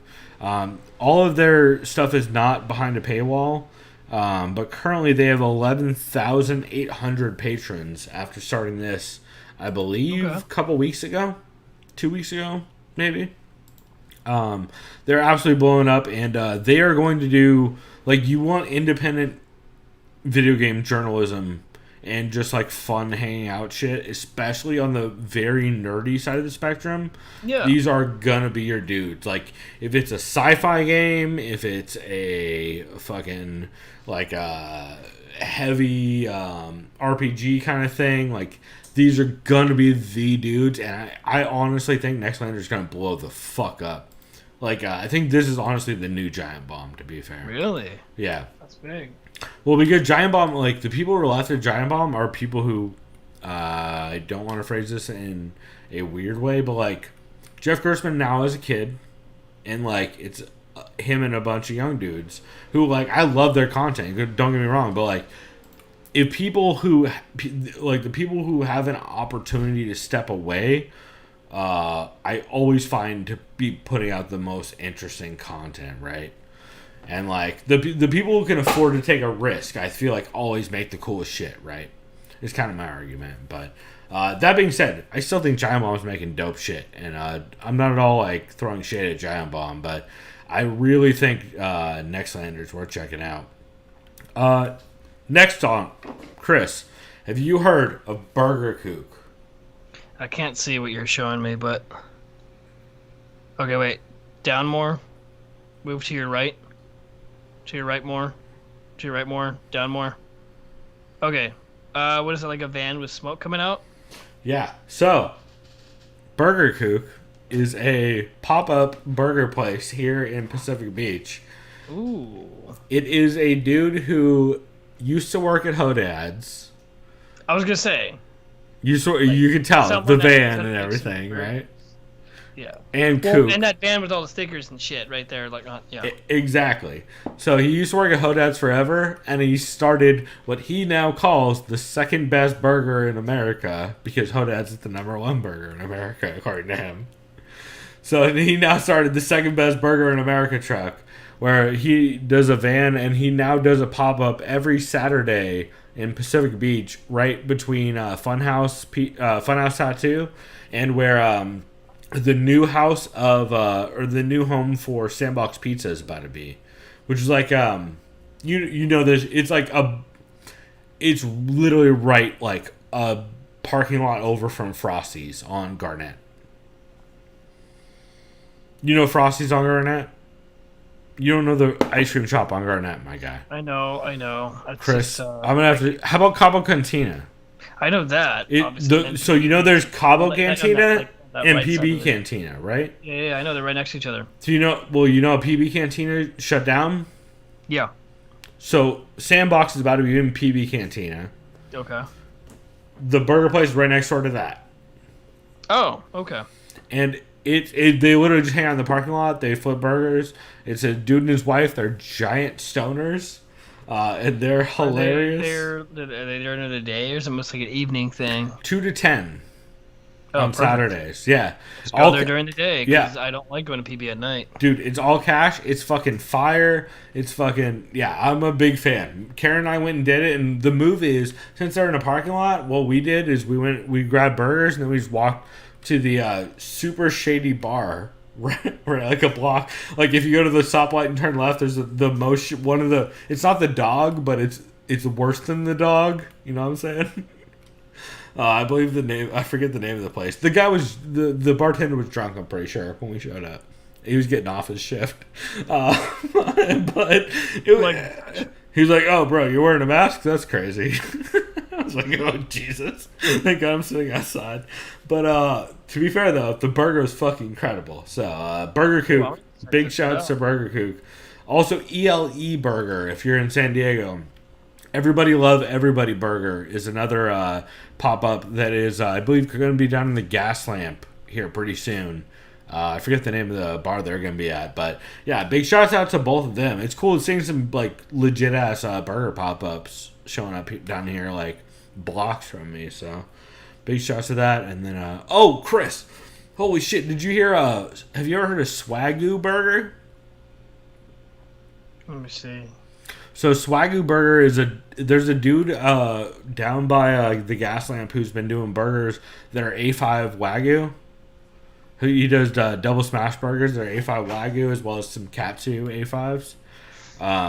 And they're supposed to be super fire, but he just opened a spot in PB as well. Right, just off of, like, kind of by where the new Mr. Fries used to just opened in PB. Swagoo, kind of like a Wagyu, play on words. Yeah, exactly. here we go. SWAGYU. There it is. I'll give them a follow. Tuesday through Sunday, they're on Palm Avenue. Okay. And Felspar. Oh, I know what it is. Yeah. Yeah, they got one like literally like it's basically right next to the new Mr. Fries guy. Oh my god, dude, that thing looks insane. Stupid, right? yeah. What the fuck? I'm saying PB's popping kind of right now for food, dog. I'm telling you right now, you might have to come Dude, down you can here. get little like mini sliders. The fuck, Dog, I'm telling you, you might have to come down here and see the PB food scene. It's kind of popping off. Yeah, I'm down to come down there during the day. No, dude, day trips is the only way to do it. Like, That's what I'm saying. I just don't like PB Sundays at night and because shit, there's a bunch of yeah. fucking stupid asshole bros, and there's just cops everywhere. Dog. And you have to Uber no matter what. Trust me. That's why that's why I walk everywhere. Dude, this place yeah. looks fucking amazing. Stupid fire, yeah. Dude, And then holy shit. yeah. You guys go, Chris. Read that Instagram out so everybody can go look at it because it's ridiculous. So it's at SwagU. It's spelled, like swag SWAG and then YU Burger SD. Yeah, On, I believe there's Instagram. a swag. I believe there's a Swagu PB as well. But yeah, They also Stupid have a fucking SwagU fire. chop shop. Yeah, well they'll do. So the thing is it's burgers, but they'll also sell you fucking like literally slices. Of Oh, that I shit. see. Like it's a Okay, butcher so there's shop two too. locations. They have one in PB, like the one you're mentioning, and if you're in near Mexico, they have a Yeah. location in Imperial Beach. Oh, is it IB? Yeah. I think there's one in the gas lamp somewhere too, but it might just be just burgers there. But yeah, anyway, super dope, and I haven't tried it yet, but that place seems tight. So And if you're in Hawaii, they have one in Hawaii, in Oahu. shit, I should have had Max try it when he was out there. Yeah. Since our buddy Max was just out there, actually. Shouts to, I wish I could remember the name of that cool fucking hidden bar he went to. Anyway, Oh, yeah. you guys should be friends with Max. I'm not even gonna say his last name. It's right, but you won't be able to find him. Totally Rad Chaz in the Power Hour. Chris, what do I say about this? This is my last well rounded. Totally Rad Chaz. Have you watched any of this? I have not. Okay. Totally rad Chaz. Yeah. Here, I'm going to send you a link right now. Well, on air, all I want you to do is watch the first 10 seconds of this. And then, or like first 30 seconds of it with your headphones out of the computer so we can hear it. Okay. And then I am going to, one of these days, we're going to do one of these on air. 100%. Because it's too doable. And also Ed Gallo at one point mentioned to me that he used to make his friends do it, and it just convinced me even more. I'm not gonna lie. Sorry, I'm trying to send it to you. Chat. Alright. Just send it to him. I see it. If it lets me click the fucking link. I just need you to react to like how that dude talks at the beginning of that thing. Alright. Totally rad Chaz. You need me to have my headphones out? Oh wait, Oh, it this didn't is do the scroll down to the Totally Rad 90s Power Hour. I see it. This is what you tweeted out the other day. Yeah. Start the Totally Rad 90s Power Hour and just play like the first like intro part of it. I'm watching Totally Rad. The one that's on right now, it says Totally Rad Pop Punk Power Hour. No, do You the want 90s. Yeah, because he actually does an intro for that one, if I remember Let me right. click the fucking link again. Let's see. Where's 90s? Oh, Totally Rad 90s Power Hour. Okay, that's what you're watching. Okay, then you want me to just unplug the headphones, right? Yeah. Just unplug the headphones. It'll be great. Here we go. Alright, can you still hear me? Yep. Okay. It's showing the FBI warning like you're watching a VHS. Or anything of the Hundo. Here we go. Licensed for private home exhibition only. Any public performance, copying, or other use is strictly prohibited. Whoa! Okay. What's going on, everyone? My name's Chaz, and if you're watching this video, you must be a fan of the 90s who likes to party also. I like to party as well. So for the next 6 I like it, but then he has a song from 2001. that ever existed, the 90s. We also want to make a detour to the early millennium as well. But before we get started, this isn't like a regular old, power hour. Well, it is, but there's also a few new rules I added. So every time you hear a crack of a can, take a swig of your beer, man. And also, if you see Snoop Dogg, dancing in any videos that he's not supposed to be in, wait for the duration of him dancing in that video. So, I'm not gonna hold you up anymore. Let's get this party started.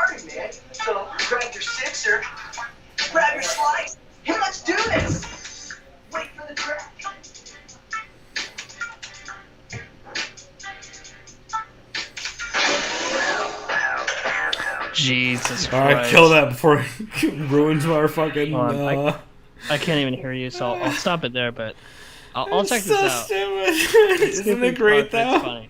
It's funny because. Well, we have a link in the description, and you guys can see exactly what we're talking about because you really need to see it to believe it. He's on an orange couch with the Snick logo in the background, yelling that shit. It's the best. And then he just plays music videos that are 1 minute long for a full power hour.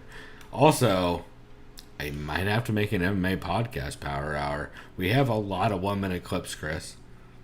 Yeah, that's doable. I think I might have to make an evil thing for the community. All right, well, on that note, I'm gonna go piss, so I'll probably go ahead and yeah, I've been having to piss for the past 20 minutes, so I think that's it for me for now. Well, great segue to our break. I was gonna do it more elegantly, but if you want, sometimes when you gotta go, evidently, bro. All right. Well, on that note, now that Chris so elegantly segued us into our break, I have a special surprise for you guys. We have our normal clip that we're gonna play, and then I actually also have a very stupid thing I did. I did a full edit of a skate video on Skater XL that I recently put out on my Skater XL YouTube channel. Shouts to the concrete sound. I figure why not throw the word sound in everything I own. Bye, Chris. So if you guys want to check that out, go ahead and take a look at our YouTube channel, and you can see the edit I did with the Distillers song, which is one of my all-time favorites about women's rights. Go figure. So, on that note, I'm going to play our our break clip. I am then going to run our that skate video, and let me know what you guys think. It's stupid, and it'll be better quality next time. I did it all through PS4 with export, so it's kind of fucking chunky, and that's why it looks so gross. But next one's gonna be real pretty. So let me know what you think.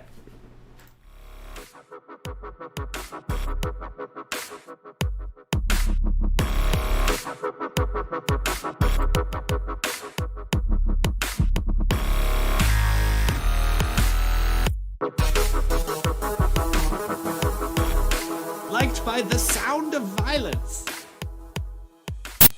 Other media that I shout out the Heavy Hands boys fairly often. I occasionally read a Fight Site article. I love the CMA podcast, the co-main event with Ben Fox and Chad Dundas. I used to really enjoy the MMA beat from time to time, but obviously that dropped off the face of the earth once they all went their separate ways and MMA fighting stopped being like the powerhouse of MMA coverage. I think that might be it. That's basically what I do in the MMA sphere. I kind of like when you're working in it. Oh, and I watch Luke Thomas and occasionally more Morning Combat.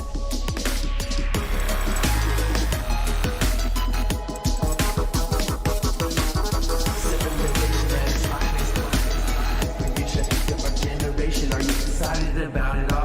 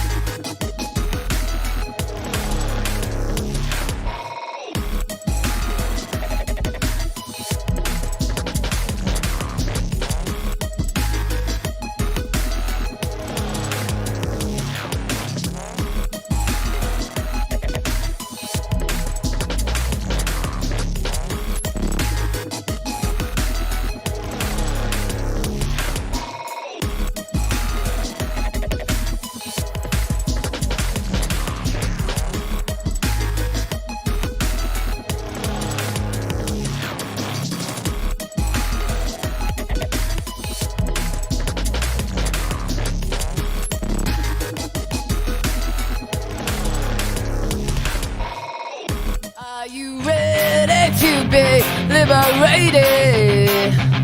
On this sad city street.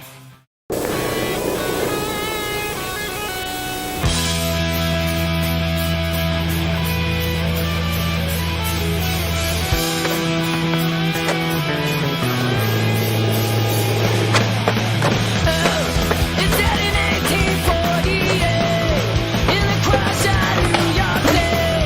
And the thing about destiny is it never ever makes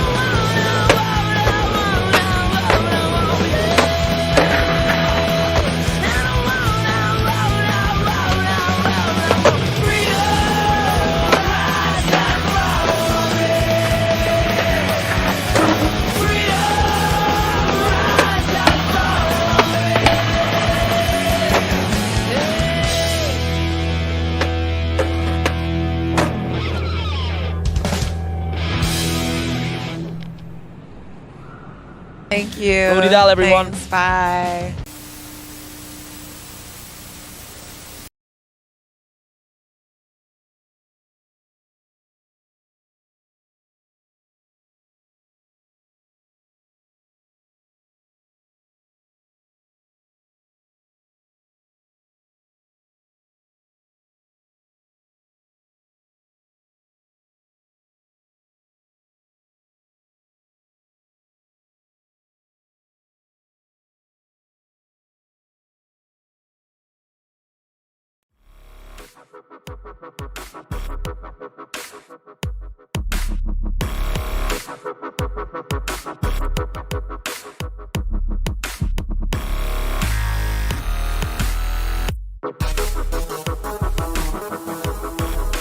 Liked by the sound of violence. Other media that I shout out the Heavy Hands boys fairly often. I occasionally read a fight site article. I love the CMA podcast, the co-main event with Ben Fox and Chad Dundas. I used to really enjoy the MMA beat from time to time, but obviously that dropped off the face of the earth once they all went their separate ways and MMA fighting stopped being like the powerhouse of MMA coverage. I think that might be it. That's basically what I do in the MMA sphere. I kind of like when you're working in it. Oh, and I watch Luke Thomas and occasionally more Morning Combat.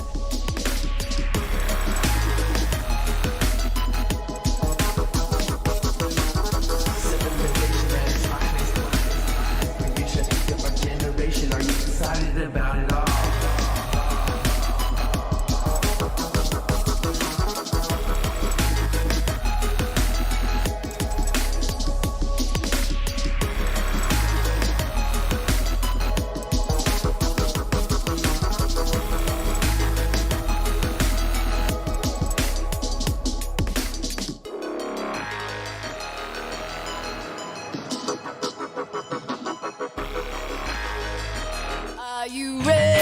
to be liberated. On this inside city street.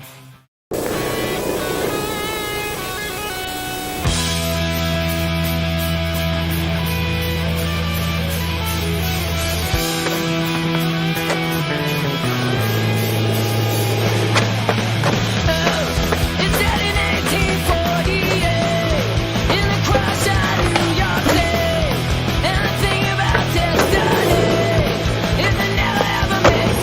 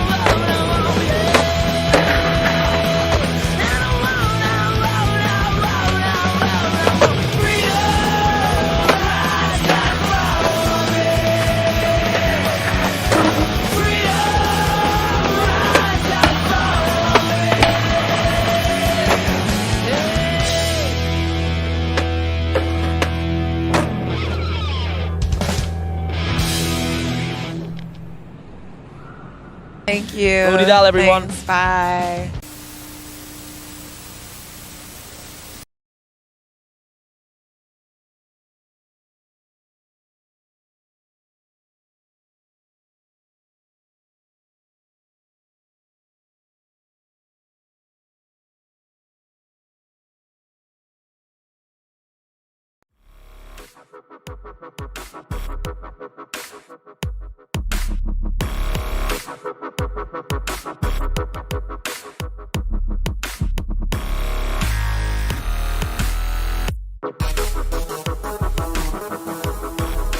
Liked by the sound of violence. Other media that I mean, I shout out the Heavy Hands boys fairly often. I occasionally read a fight site article. I love the CMA podcast, the co-main event with Ben Fox and Chad Dundas. I used to really enjoy the MMA beat from time to time, but obviously that dropped off the face of the earth once they all went their separate ways and MMA fighting stopped being like the powerhouse of MMA coverage. I think that might be it. That's basically what I do in the MMA sphere. I kind of like when you're working in it. Oh, and I watch Luke Thomas and occasionally more Morning Combat.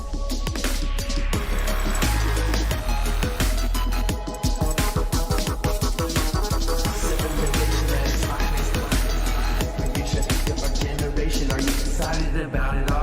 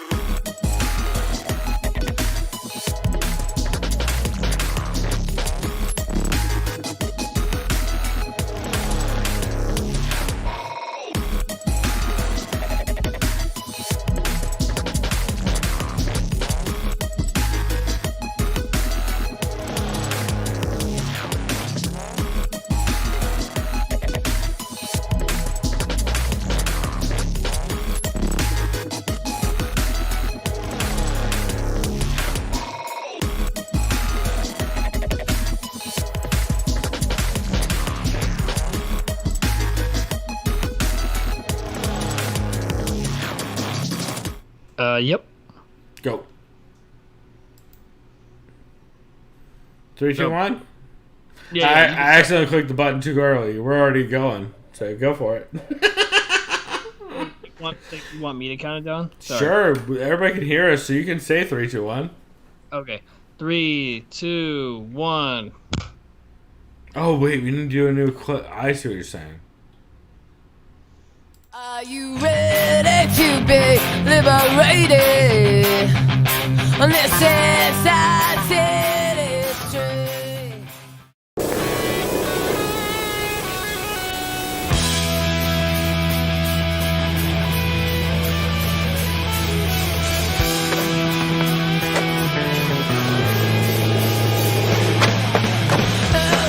It's set in 1848 in the crash at New York City.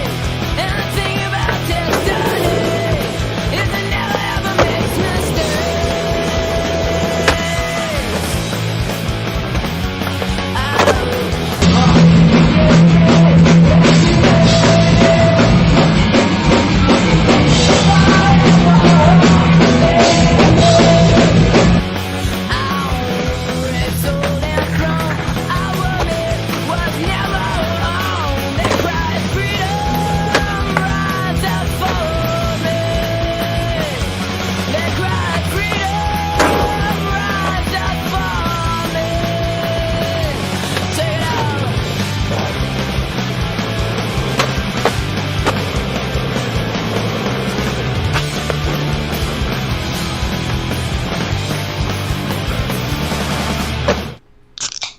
Alright, everyone. We're back. With a little bit of technical difficulties and some miscommunications, but we out here. I hope you guys liked my shitty fucking PS4 edit of a Skater XL thing that I did with the dope ass Distiller song Seneca Falls, which shouts to Women's Lib. I mean, Yeah, shout out to women's rights and just Yeah. equal representation in general. 100%. So I guess we should really say, never mind, I'm not going to fucking just repeat lyrics. Go ahead. let's go ahead and get into this. We are quickly recapping. I mean, there's some good fights on here. UFC 263, Adesanya versus Vettori II, which went down this past Saturday. If you saw it, you saw some good fights. There are some fights. I think there's just a handful, just a few that I didn't catch. Luckily, this is one of the rare Saturdays I was able to get home and actually watch the card, which I was happy because this was a pay-per-view. Yeah, this is one of the rare ones where I was hoping I could make it out to hook up with you to watch it, but unfortunately I wasn't able to make it happen. But yeah, it's popping out the fuck off. Yeah, I like this card a lot. We'll start with the bottom. I didn't see this one. It looks like it was a split decision fight at heavyweight. Jesus, between Brazilian. I'm gonna go ahead and say we can go ahead and skip the first two. Thank you. Okay.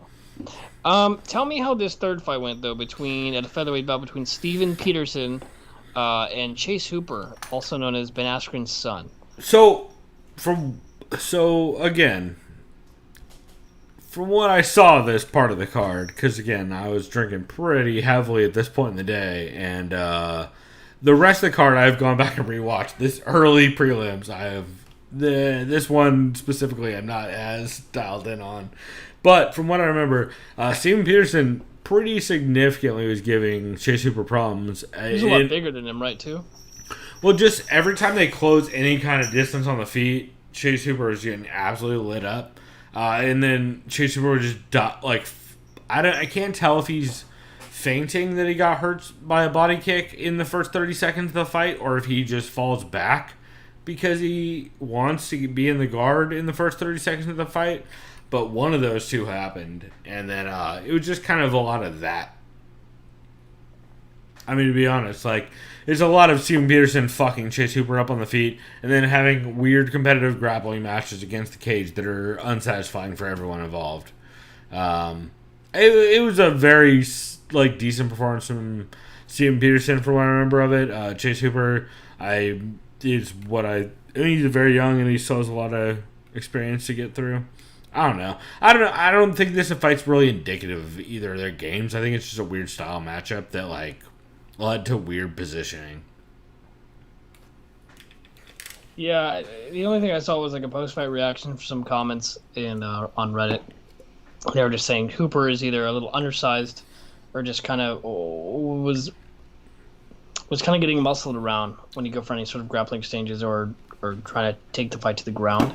Well, I think a lot of that's just at a certain point, it's just he'll do better with that, similar to how I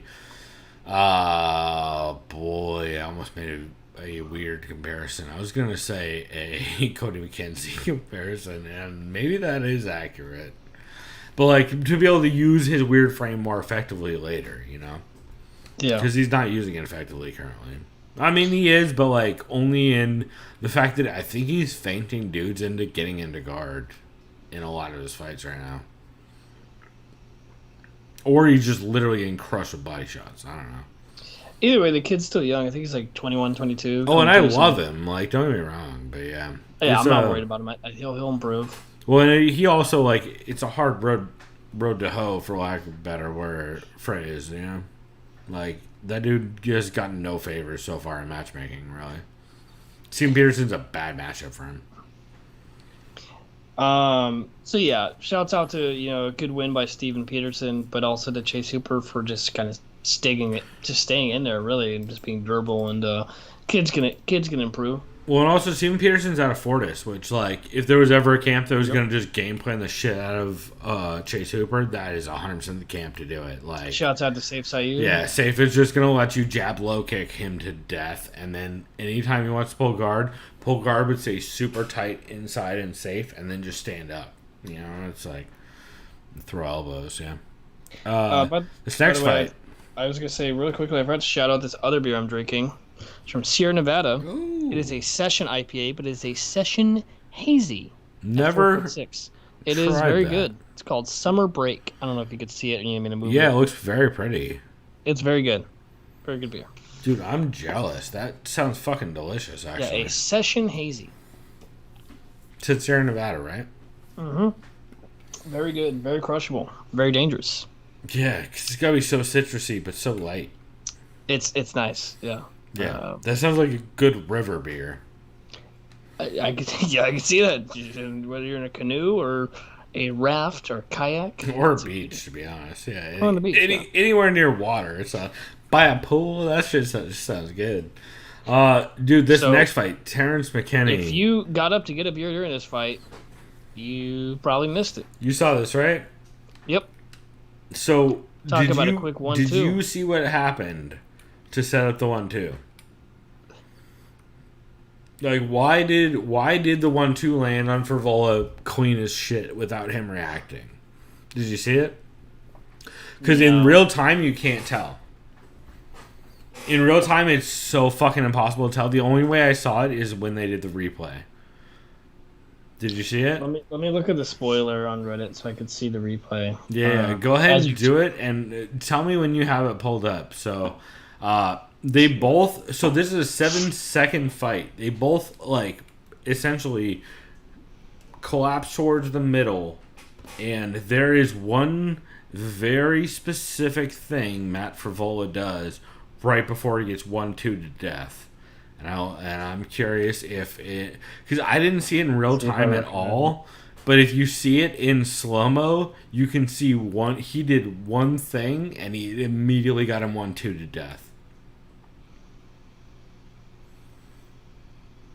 Do you get it? Oh, wait. I think I almost saw it. It's in the first 2 seconds of the clip. Are you talking about right when they touch gloves? No. Right when he's about to get 1-2. Look at his hips.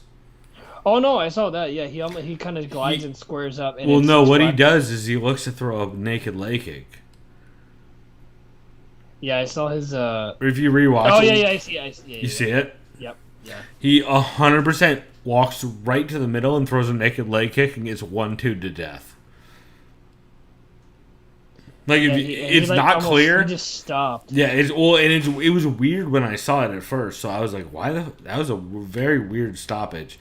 And then you rewatch it, and then I was like, it still looks weird. And then I saw it in slow mo. I was like, oh, you see him open his hip and turn it over, and then stop it because he realizes he's about to get countered and then die.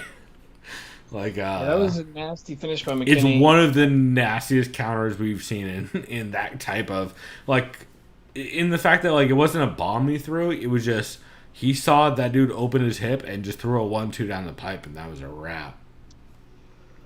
Yeah, I mean, shout out to Terrence McKinney and good performance and Dude, yeah, I'm curious to see. Like I don't know much about Terrence McKinney. Do you know anything about him? Has he fought in the promotion before? No, LFA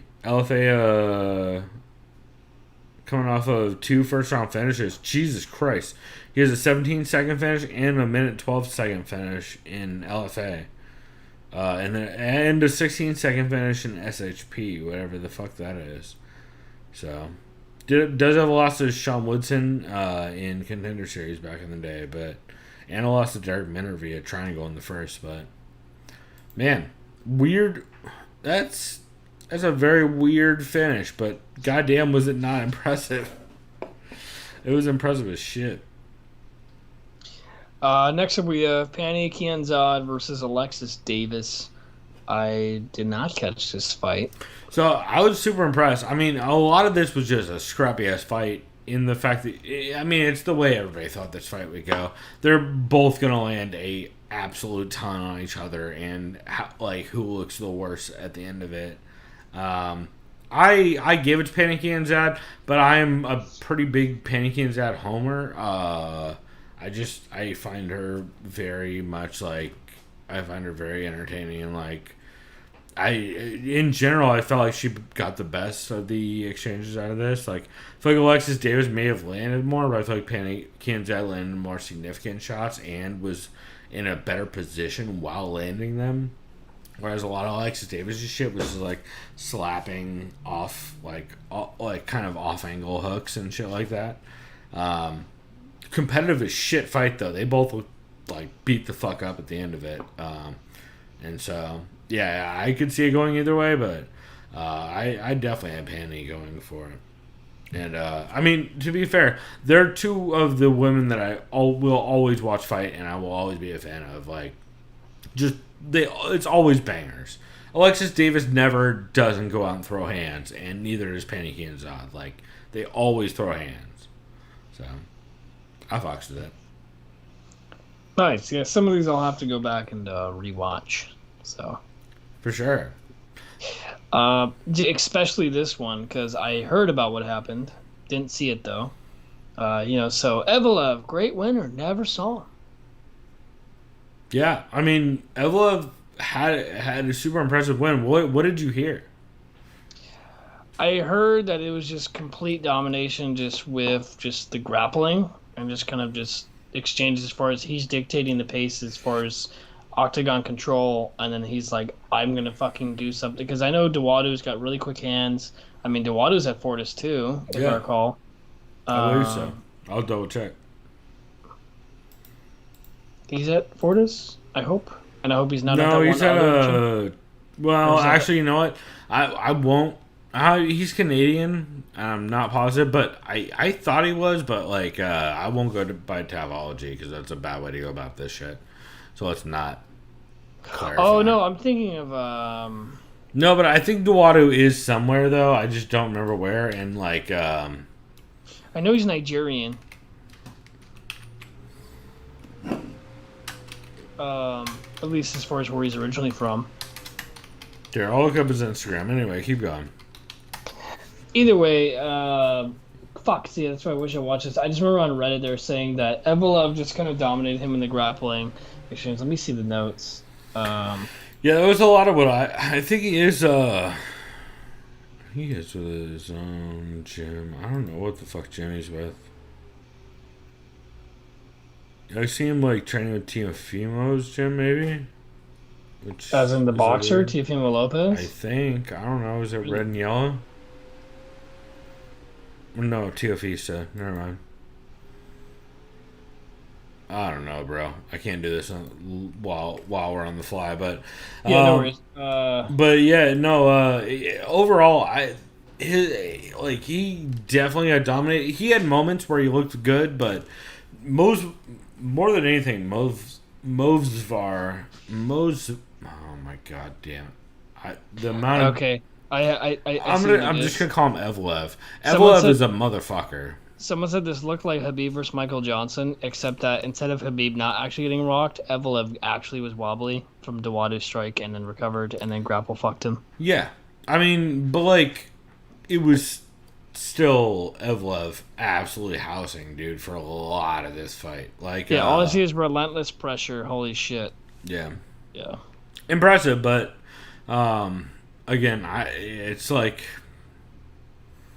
I don't know. A lot of this stuff, I feel it's hard to tell like how much of like cardio problems at this point in time is like actual fighting ability or just like circumstance.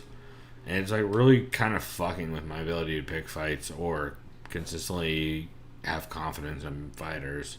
Because like I don't know whether you actually have cardio or whether your opponent is dying from COVID. And like that is a big gap in problems. You know what I mean? So, I don't know. Anyway, that being said, Laura Murphy did beat the shit out of Joanne Calderwood. Did you see any of this? I did not. Okay.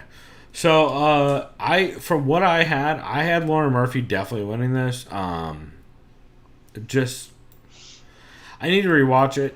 Because I watched it literally right before this in like a hurry. But I definitely had Lauren Murphy 2 rounds to 1 for JoJo, just because I didn't feel like JoJo was doing enough. Like, just because you throw a bunch of elbows to the air doesn't really get you points.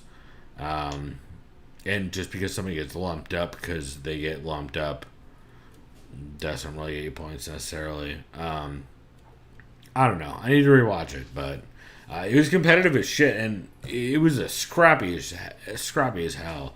Like a lot of very back and forth situations in the clinch.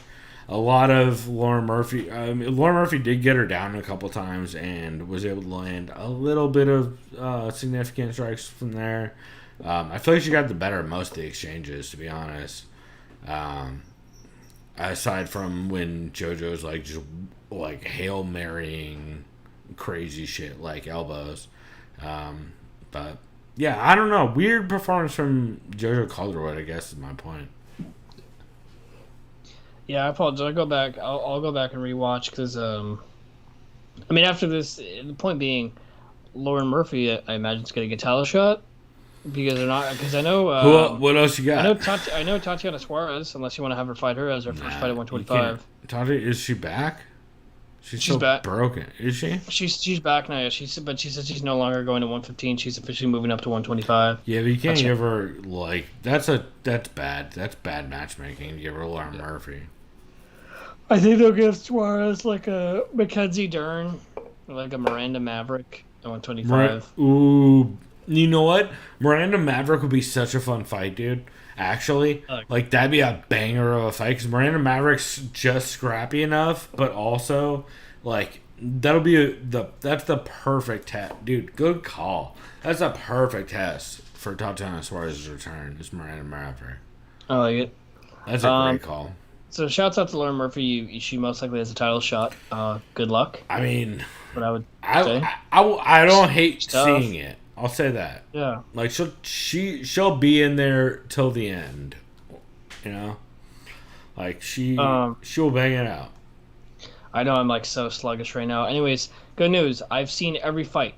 starting now. Here. Thank God, because I could really use some you talking and me drinking. All right, Eric Anders versus Darren Stewart. You had ya boy versus the dentist. Your boy visited the dentist, and this went pretty back and forth. But from what I recall, it was Eric Anders just mostly grappling him against the fence and just kind of slamming him. Ya boy. Oh, Eric Anders, like you call him? Eric Andre. God damn it. I do it every time, too. Yeah, no, it was weird. It was a weird fight that only exists in middleweight. Like, that fight never would have happened like that in any other weight division, right? Well, this is was this at 205 or middleweight? Okay, but they're both middleweights, right? I know. They look tiny for 205. Yeah. They're not tiny, just undersized. I know what you mean, but yeah. I feel like the only way that was able to happen like that is at that division. Yeah, the fight, it was all right. Yeah, it was mostly just Eric Anders just grabbing onto him and just keeping him down and just pot shotting. Honestly, that was like the whole fight. Which is like good for Eric Anders as a like human That being. Arizona crowd though, they're like, boo grappling that we don't understand. Boo.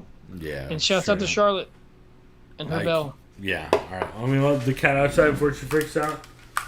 Nope, never mind. She's about to start fucking with Yeah, the Eric pumpkin Anders, full of drugs, so you're good. This fight of the night right here. Holy fuck, this next fight was bananas. Yeah. Brad Riddell versus Drew Dober. Oh my goodness, was this fight good. There wasn't even much grappling. There was some, but it was mostly just... This fight epitomized stand and fucking bang to the T. Yeah. It was Drew Dober like this. I'm keeping my hands down. Oh, well, actually, it was probably left hand back, but yeah. Yeah. Or like that. Yeah, like that. Exactly, yeah. And I'm like this, and then fucking pop, pop, pop. Okay, you know what? Pop, pop. You know, and it's him it's trading. Exchanges. Super nonstop. ridiculous. Flock having a guard. No, we're just throwing leather, and goddamn, this fight was fun. I just had so many audibles, like, oh! I feel like a lot of this card kind of had that vibe where everybody, I mean, even I was saying, I just punched over 2 cans. I was saying what I did about the, No, she's very not happy with me that. I said what I did about the Lauren Murphy JoJo fight, but like also a lot of these fights were just dude throwing a million shots at a time and gassing. Like, I feel like a lot of this card was just people throwing crazy combos, right? It was lots of volume, whether it was sloppy or technical or finite, whatever you want to call it. This fight stood out the most to me as far as just like it definitely up there. Well, up there for volume wise, definitely at least. Either way, good victory by Brad Riddell. It was close, but he's 10-1 now, representing City Kickboxing in Auckland, New Zealand. Did you have Brad at the end of it? I did slightly. It was very close to me though. Yeah, so I third of the edge it out. Drew Dober did make a good comeback though. It was in that third round. Yeah, I think I gave the first 2 to Brad, and I gave the third to Drew Dober. I think is how I had it. Just doing the eye test. Yeah. But yeah, fun fight. Definitely gonna watch it again. Hell yeah. Yeah, I actually plan on catching up on a lot of this card again. This next fight. Oh, dude, how do you like dangling? Or if anyone, and I know this happened to everyone, when you wake floppy arms? up from an awkward nap, or you wake up in the middle of the night to go to the bathroom and your arm is dead. Well, imagine real life. Your arm is actually dead. Goddamn. This. I've been there and I've been there. I don't know if you've played The Last of Us Part 2. Let's just say not. There's a fucked up scene where a certain person gets a hammer, swear to God, to the elbow, and you see it in full graphic detail, and their arm basically explodes out and it's all puffy and red. And you're like, I'm uncomfortable now, time to take a shot. It's very gross and very graphic. And when I saw his arm all puffy, but not, I was like, yeah, okay, Last of Us vibes. This is bad. I need to go take a shot. Jesus. It was bad, dude. Like, dude, I had to take a break. Yeah, I had to stop watching fights for a bit. Shouts out to Jamal Hill. You clearly have in fucking sane pain tolerance. Yeah. Not screaming or anything. Although, as a dude with a similar problem, that's bad for you. Like, no, you don't. Well, no, I mean, like having good pain tolerance is a bad thing. Because it seems good in like as an idea, Well, but you're gonna really fight for your life, the so- actual problem is like you end up injuring yourself a lot more than you need to. I'm one of those who's that problem. Like I've talked about how I tried to walk on my fucking Anderson Silva leg and shit. Yeah. Pain tolerance shit is like, that's a bad thing if you have that high of a pain tolerance where he just didn't react. Like, that's how you get fucked up very badly. Dude, like you look in his face, he was just like this. I know, Oh, dude. I fucked up my arm. Cool. Yeah. It's like, it's a good and a bad thing because that means that it's like, he needs to realize that he has that problem because he didn't during this fight, and that's bad. Yeah. So in the long run, It shouts was out one to of the Paul worst Craig. breaks Shout I've out to ever both seen. fighters for whether the beef was real or not. They clearly squashed it at an after party. I That was mean, when hilarious. he died like that with his arm, I would assume Paul Craig was like, "Oh dear Jesus." Although then again, I sent you we're not going to say it on the podcast, but I sent you the things that his fucking fans were sending to Hakeem Dawadi. Yeah, that's unfortunate. It's really, really, really, or Jamal Hill, it's really racist. It was really racist. Yeah, which is why that's uncalled for, and obviously it's no place in the sport, no place in well, society. it's also why Jamal Hill was like having such fucking reactions at weigh-ins, which people are not willing to acknowledge a lot of times in media. So, by the way, but yeah, no, it was a fucking it was like bad break, man. I think the good news is Crazy clearly situation. since they were hanging out and partying together, I think Jamal Hill knows it's like, yeah, this isn't Paul Craig doing this. And I don't think, and like I don't think That's my point. I think Like, Paul, they're hanging yeah, and partying. Yeah, he's probably like, hey man, I know it's not you, but fuck your fans. yeah, Or but like those fuck idiots. the racist, yeah, 100%. And Well, then I'm sure Paul Craig, disavowed that too. He's like, yeah, fuck that. There's no way. He's not I'm gonna sure. abide by Like I didn't hear anything fucked up from Paul Craig during any of that. Although Scotland always makes me a little nervous because Scotland has a history of making me nervous about racism. I mean, if we're being honest, I mean they're not like fucking. Never mind. I was gonna name another country, but we're just gonna move on. Bilal, remember the name Muhammad. Oh, speaking of people who were blocked by, good win by Bilal Muhammad. dude, Kinda went how I thought such it a would. dope win. Good sprawling. A great jab by Bilal. Yeah, Demian fought off the backpack. Sure he's out of his prime, but Demian's still game. Yeah, he attempted the backpack, had it kind of locked in. It was Bilal just read him like a book. He read him like a book. He just knew everything was coming. It was just a classic Bilal performance, and it was always going to be. It's bad matchmaking to make that fight because it was always going to go one way. Well, actually, that's not true. It was going to go one of two ways. It was going to go either Damian gets a sub in 4 minutes or Bilal wins via decision. And Bilal won via decision. I'm glad to see him not get the attrition TKO because I was a little bit worried about that. I think I texted you about it. Like, I was worried that if Damian got shut down that early and depending on how hard he was trying to push wrestling exchanges, I was worried he was going to gas really fucking hard and then get bodied via Bilal's volume.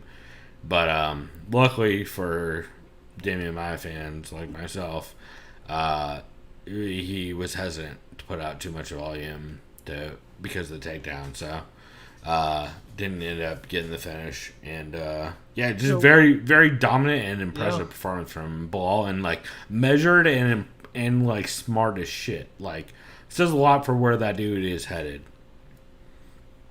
Aside from our blocked list. I wish Damian Maia good luck, and whether he chooses to do a grappling career pursuit or excuse me, I shouldn't say career pursuit. I should say he wants to use his grappling expertise and practitioner just masterclass to whether it's to help other folks. I'm sure he's already teaching. Well, yeah, he's a coach. Grappling showcases is probably what he should do next. Yeah. Well, and my suggestion. Yeah. What you're saying is he should do conferences. Seminars. Yeah. Thank you. Yes, we're both same place. So yeah, shouts out to both fighters.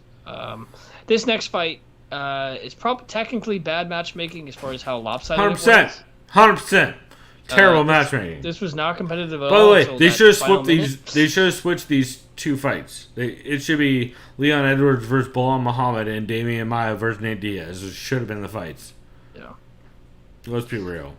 Leon Edwards beat the absolute shit out of Nate Diaz for about 24 minutes until And then almost died. almost died in the last. And then Nate Diaz is like, "I'm not gonna rush in, motherfucker. Ah! I'm just gonna stand and watch." And then his corner's probably screaming at him, "Ah! Move in!" And he's like, "Oh fuck. I guess Yeah. I should move in." I Whatever. mean, honestly.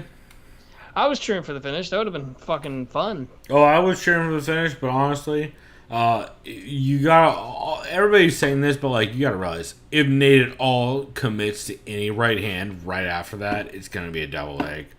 Like, let's be very real. True. Like, he was gonna get wrestled if he committed to anything, which is why he kept pointing and fucking around.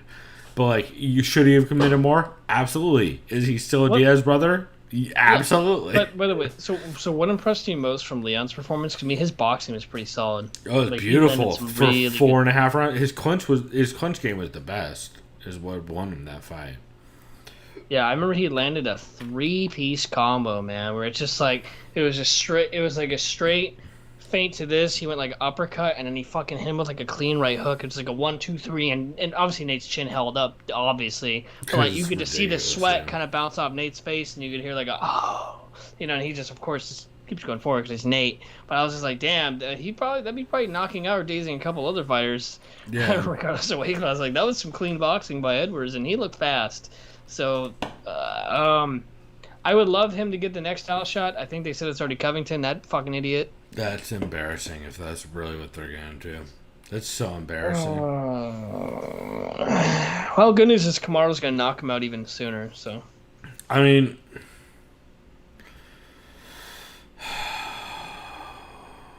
there might be a knowledge fight episode in the lead up to that fight. Because, like, Jesus Christ, what the fuck are we doing? Like, it's just 100% Alex Jones. Like, why is Covington? Why does Covington get a title shot aside from Trump? Anybody explain that to me? Who's he beat? someone would say Tyron Woodley, former champion, but it's not. Oh the same yeah. thing. Let me. How But it's Tyron's not the last? same. Who's That's Tyron? my Who's Tyron's about to point. fight?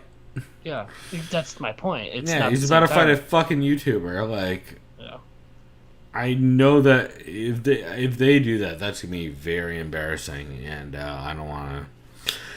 Okay, let's move on to a much more positive note, Chris. This is one of the coolest things I've ever been a part of, and I don't know if you know about this, but so Brandon Moreno won the title via RNC against Davidson Figueiredo in the Fantastic. second round, right? Or third Great. round, rather.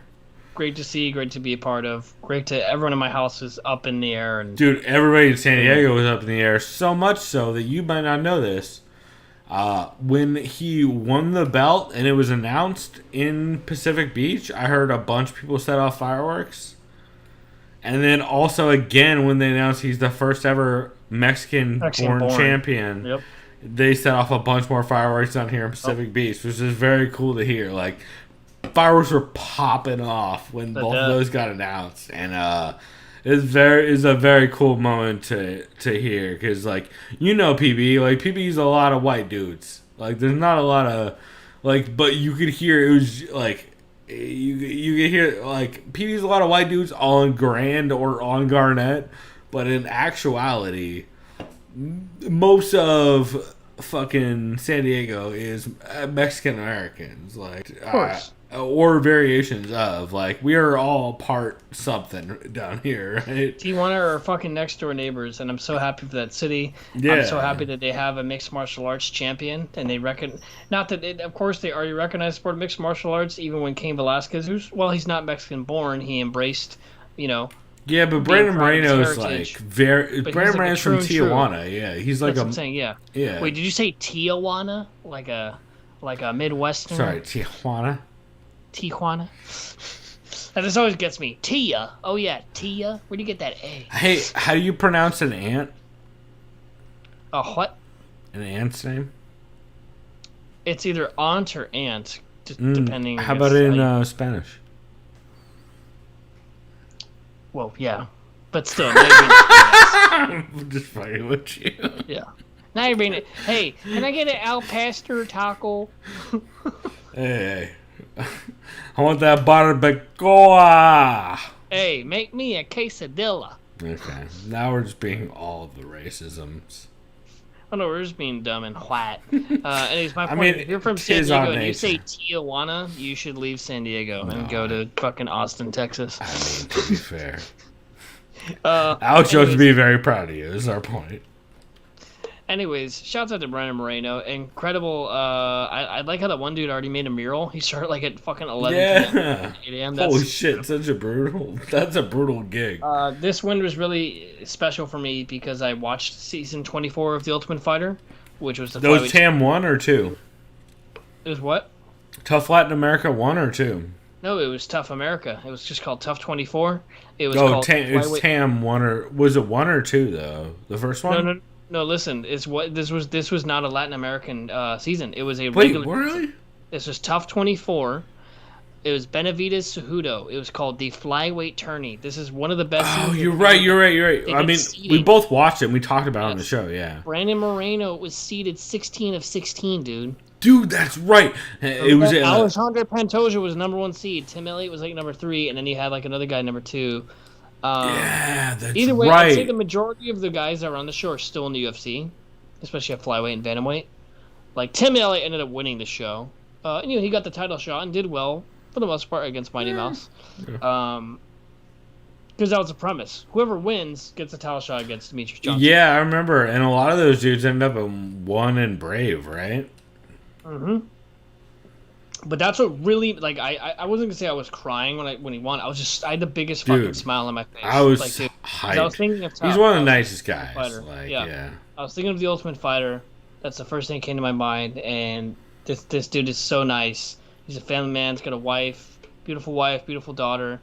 The dude loves Legos and Funko Pop. You know what I mean? Well, that's my whole shit. Is like he's the biggest nerd. He's like, "Yo, where's my Legos at, bro?" I think someone mentioned too in chat or like in comments, or like according to his upbringing, he really didn't have a chance to. He never had like toys or action figures or Legos when he was a kid. So he's like, "Well, I can do that now. So fuck it, Yeah, hey, man. Power to you, man." Well, and I know a lot of dudes that are like that, where they're like, dude, my parents would never let me have this shit nowadays, so I have 4,500 Legos. Yeah. Dude, yeah, it's like I'll never judge someone for that in the way that they get their own fun or value out of something like that. Like that's Who just cares, like bro? Hell yeah. Makes you happy, go for it, bro. Same So way beer or weed makes you or me happy. Motherfuckers, you happy about Legos.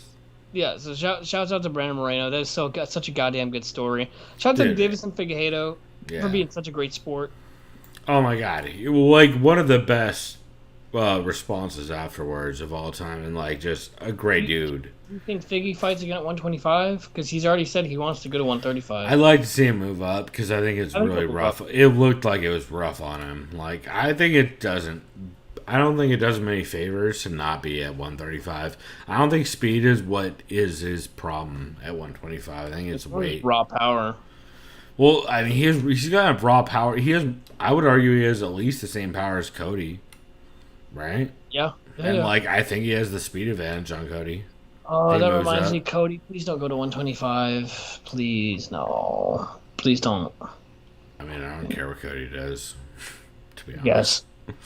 But yeah, man, it was a very impressive win for Brandon Moreno and very hyped for him. And then lastly, Israel Adesanya just absolutely kind of how I thought it Vettori. would. I'm not trying to be all like. Yeah, I don't want to be a dick to Vettori, but like, I'm not trying to be obvious about it, but I know Vettori has an insane chin, so it didn't surprise me he wasn't finished. I was just kind of like, oh. It also didn't surprise me he had no answers other than trying for a takedown. You know who I blame a lot? His coaches? Rafael Cordero. Yeah. What the fuck are we doing? Like, you have the advantage. You're clearly cutting off. You're backing. I saw when I was watching him backing up, I'm like, okay, what are you going to do now? How are we going to approach this? Are you going to go leg kick the inside? Nope. You're going to jump in for a double leg. And then maybe feint and then just nope, kind of jump in for a double leg, dog. No, it's just like 100% jumping in for double it was just legs disappointing or letting from a people competitive circle from a out, competitive spectating viewpoint. You know what I mean? I wanted to see like something competitive. Like Yeah. Vittori's clearly talented. He has a good team, but like he just couldn't execute any of that said game plan. Well, and I think it just got worse and worse as time went on. And it's also more credit to Adesanya too, as far as his defense. Oh, 100%. It's all defensive, credit. you know. It's all credit. The entire reason why Vittori had trouble is he can't corral Adesanya at all with his...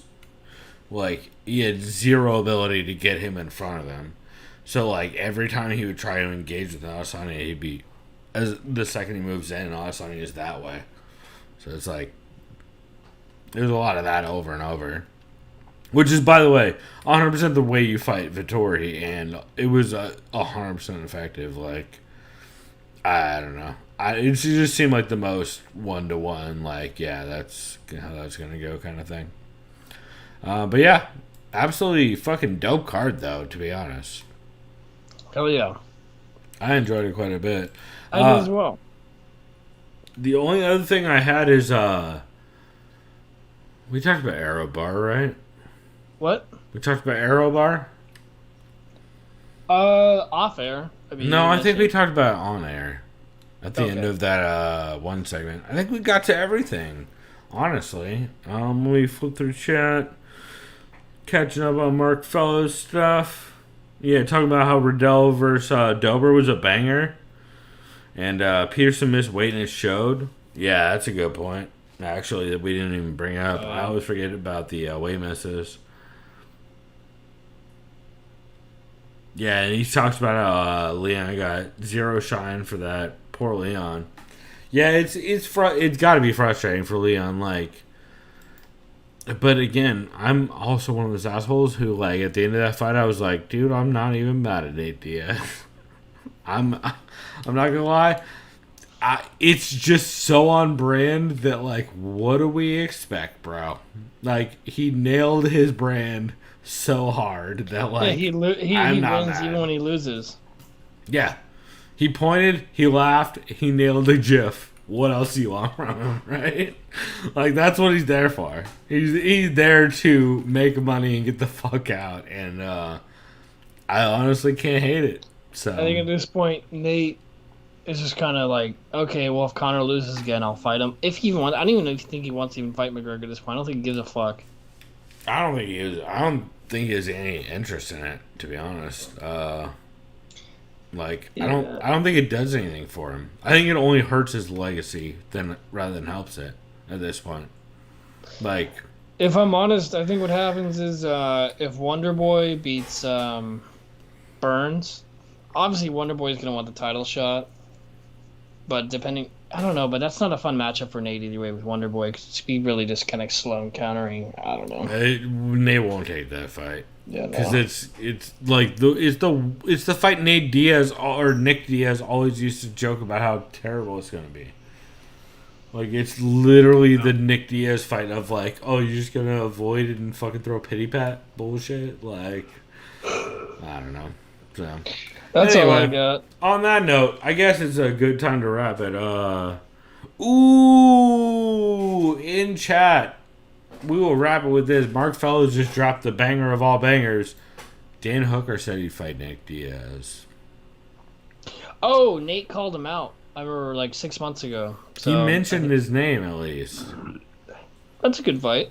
Dude, that'd be a banger of a fight. And also, I don't hate And at Nate. 170, so you know what that means too. Dan Hooker's gonna be even stronger. I don't hate Nate's chances at that either, to Yeah, be neither do I. honest. Like, with the jab, because I feel like a lot of Felder's game, I mean, not Felder, Hooker's game is going to come from his ability to kick. And so if he can't get a kicking game established early, he's going to start getting jabbed up. But if Nate starts getting kicked early, that shit's going to get ugly as shit very quickly. So I think that'd be fun as hell, man. Mark Fellows, good looking out in the chat, as always, my man. Absolutely killing it. We will go ahead and wrap this here, Chris. I gotta ask everybody, if we did not reach out to you, I'm still catching up on DMs because I'm a fuckboy who is way behind. If I have not DM'd you, or if you are looking to give us a contribution to our episode 200 about the MMA podcast you listen to, please send us a email at sovpod@gmail.com, or you can send us a DM. I'll send you a Gmail or a G Drive link rather, where you can drop the file. We're basically just looking for everybody to give us their favorite podcast, like a 1 minute, 2 minute clip. We're just gonna make a big old compilation and give some love to all the MMA podcasts, because that's what we're here for, right, Chris? Of course, that's our mentality. I mean, I just want, spread some love. Fucking, we here because of the MMA podcast. So without them, we ain't shit. So this was episode 199. Episode 200 is going to be popping. If you do host an MMA podcast, I'm gonna say this again. Please DM me. Send me a DM. My DMs are open. Let me know you host an MMA podcast, and send me either a link to or you guys can email me, sovpod@gmail.com. Send me your 1 minute clip or 1 or 2 minute clip of your favorite MMA podcast that's not associated with your network. That's the one rule. Or you guys can, again, let me know. I'll create you a G Drive link if you need one. And we're just trying to spread some love. So, Chris, this has been fun. It's been fucking forever since we've done it. And I miss it, man. How about you? I do, man. It's fun. While just spoiler alert, I won't be able to. Still, according to my schedule, I won't be able to make every fight every Saturday.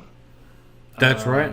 Yeah, and you got some stuff coming up later, but worst case, we will. I mean, you know us. We keep shit high and tight. Mr. Am I gonna break my leg now that I've said that? I was gonna say, are you moving to fucking Austin? I'm pretty sure I'm gonna break my leg in the next day or two. If you follow the Fighter and the Kid, they said is like, hey, you realize, in this is their words, both of these assholes broke bones in their bodies because they make fun of handicapped people, and then then they fucking make a T-shirt. I don't know if you saw that T-shirt that they did not. You know the movie. Okay, I know you've seen the movie Unbreakable. No, let's not end with this. Let's not end with fucking Christina P. and Tom Segura being fuck faces. Let's not do that. Yeah, we won't go there. Hey, don't buy shirts from Christina P. or Tom fucking P. You know what? Don't buy T-shirts from racist or racist adjacent podcasts. Don't buy T-shirts from comedians. Yeah, in general. Well, unless they are Jordan from Knowledge Fight, because or Doug Stanhope, or minds his own business. Well, okay, well maybe not. Doug Stanhope's kind of 50-50. Depends how you guys are doing. Hey, Sean Sheehan saying morning. Good night, Sean Sheehan. Shawnee, I have a nightcap for you. It's called Guinness in a Can. Just kidding. That's right. Also, Sean Sheehan, Chris. Rumors of Chris going to Ireland someday. So I might be traveling there, mate. He's like, "Fuck you, dude." Dude, you're gonna catch them hands. Catch the fade, yeah. Yeah. Well, on that note, Chris, I feel like we've officially met our wits' end. So, you got anything else you want to shout out before we're out of here? That's it. All right. Well, until next time, everybody, sovpod.com, soundofviolence.com. Please send us an email, sovpod@gmail.com. If you haven't already sent us a clip and you host an MMA podcast, or you listen to a fuckload of MMA podcasts, send us a minute-long clip. We'll put it on our episode 200. I know guys like Shawnee Podcast. Just saying. Hey, Shawnee Podcast says you avoid double. You'll be fine, Chris. I think you're all good. But if you're guys like Shawnee Podcast in chat, you've already sent them to us. But we're gonna have a big old compilation, and we're looking for more. So if we haven't reached out to you yet, we will be. But if you don't hear from us, send us one. So on that note, Chris, I think that's a wrap, right? That's all, folks.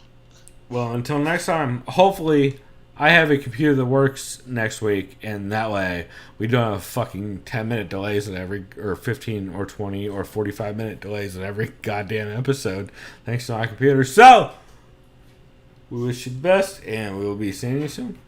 Love y'all. episode 199. Survive the heat. That's right. Don't die from the heat, because San Diego's brutal right now. Yeah. Like, They sound like anti.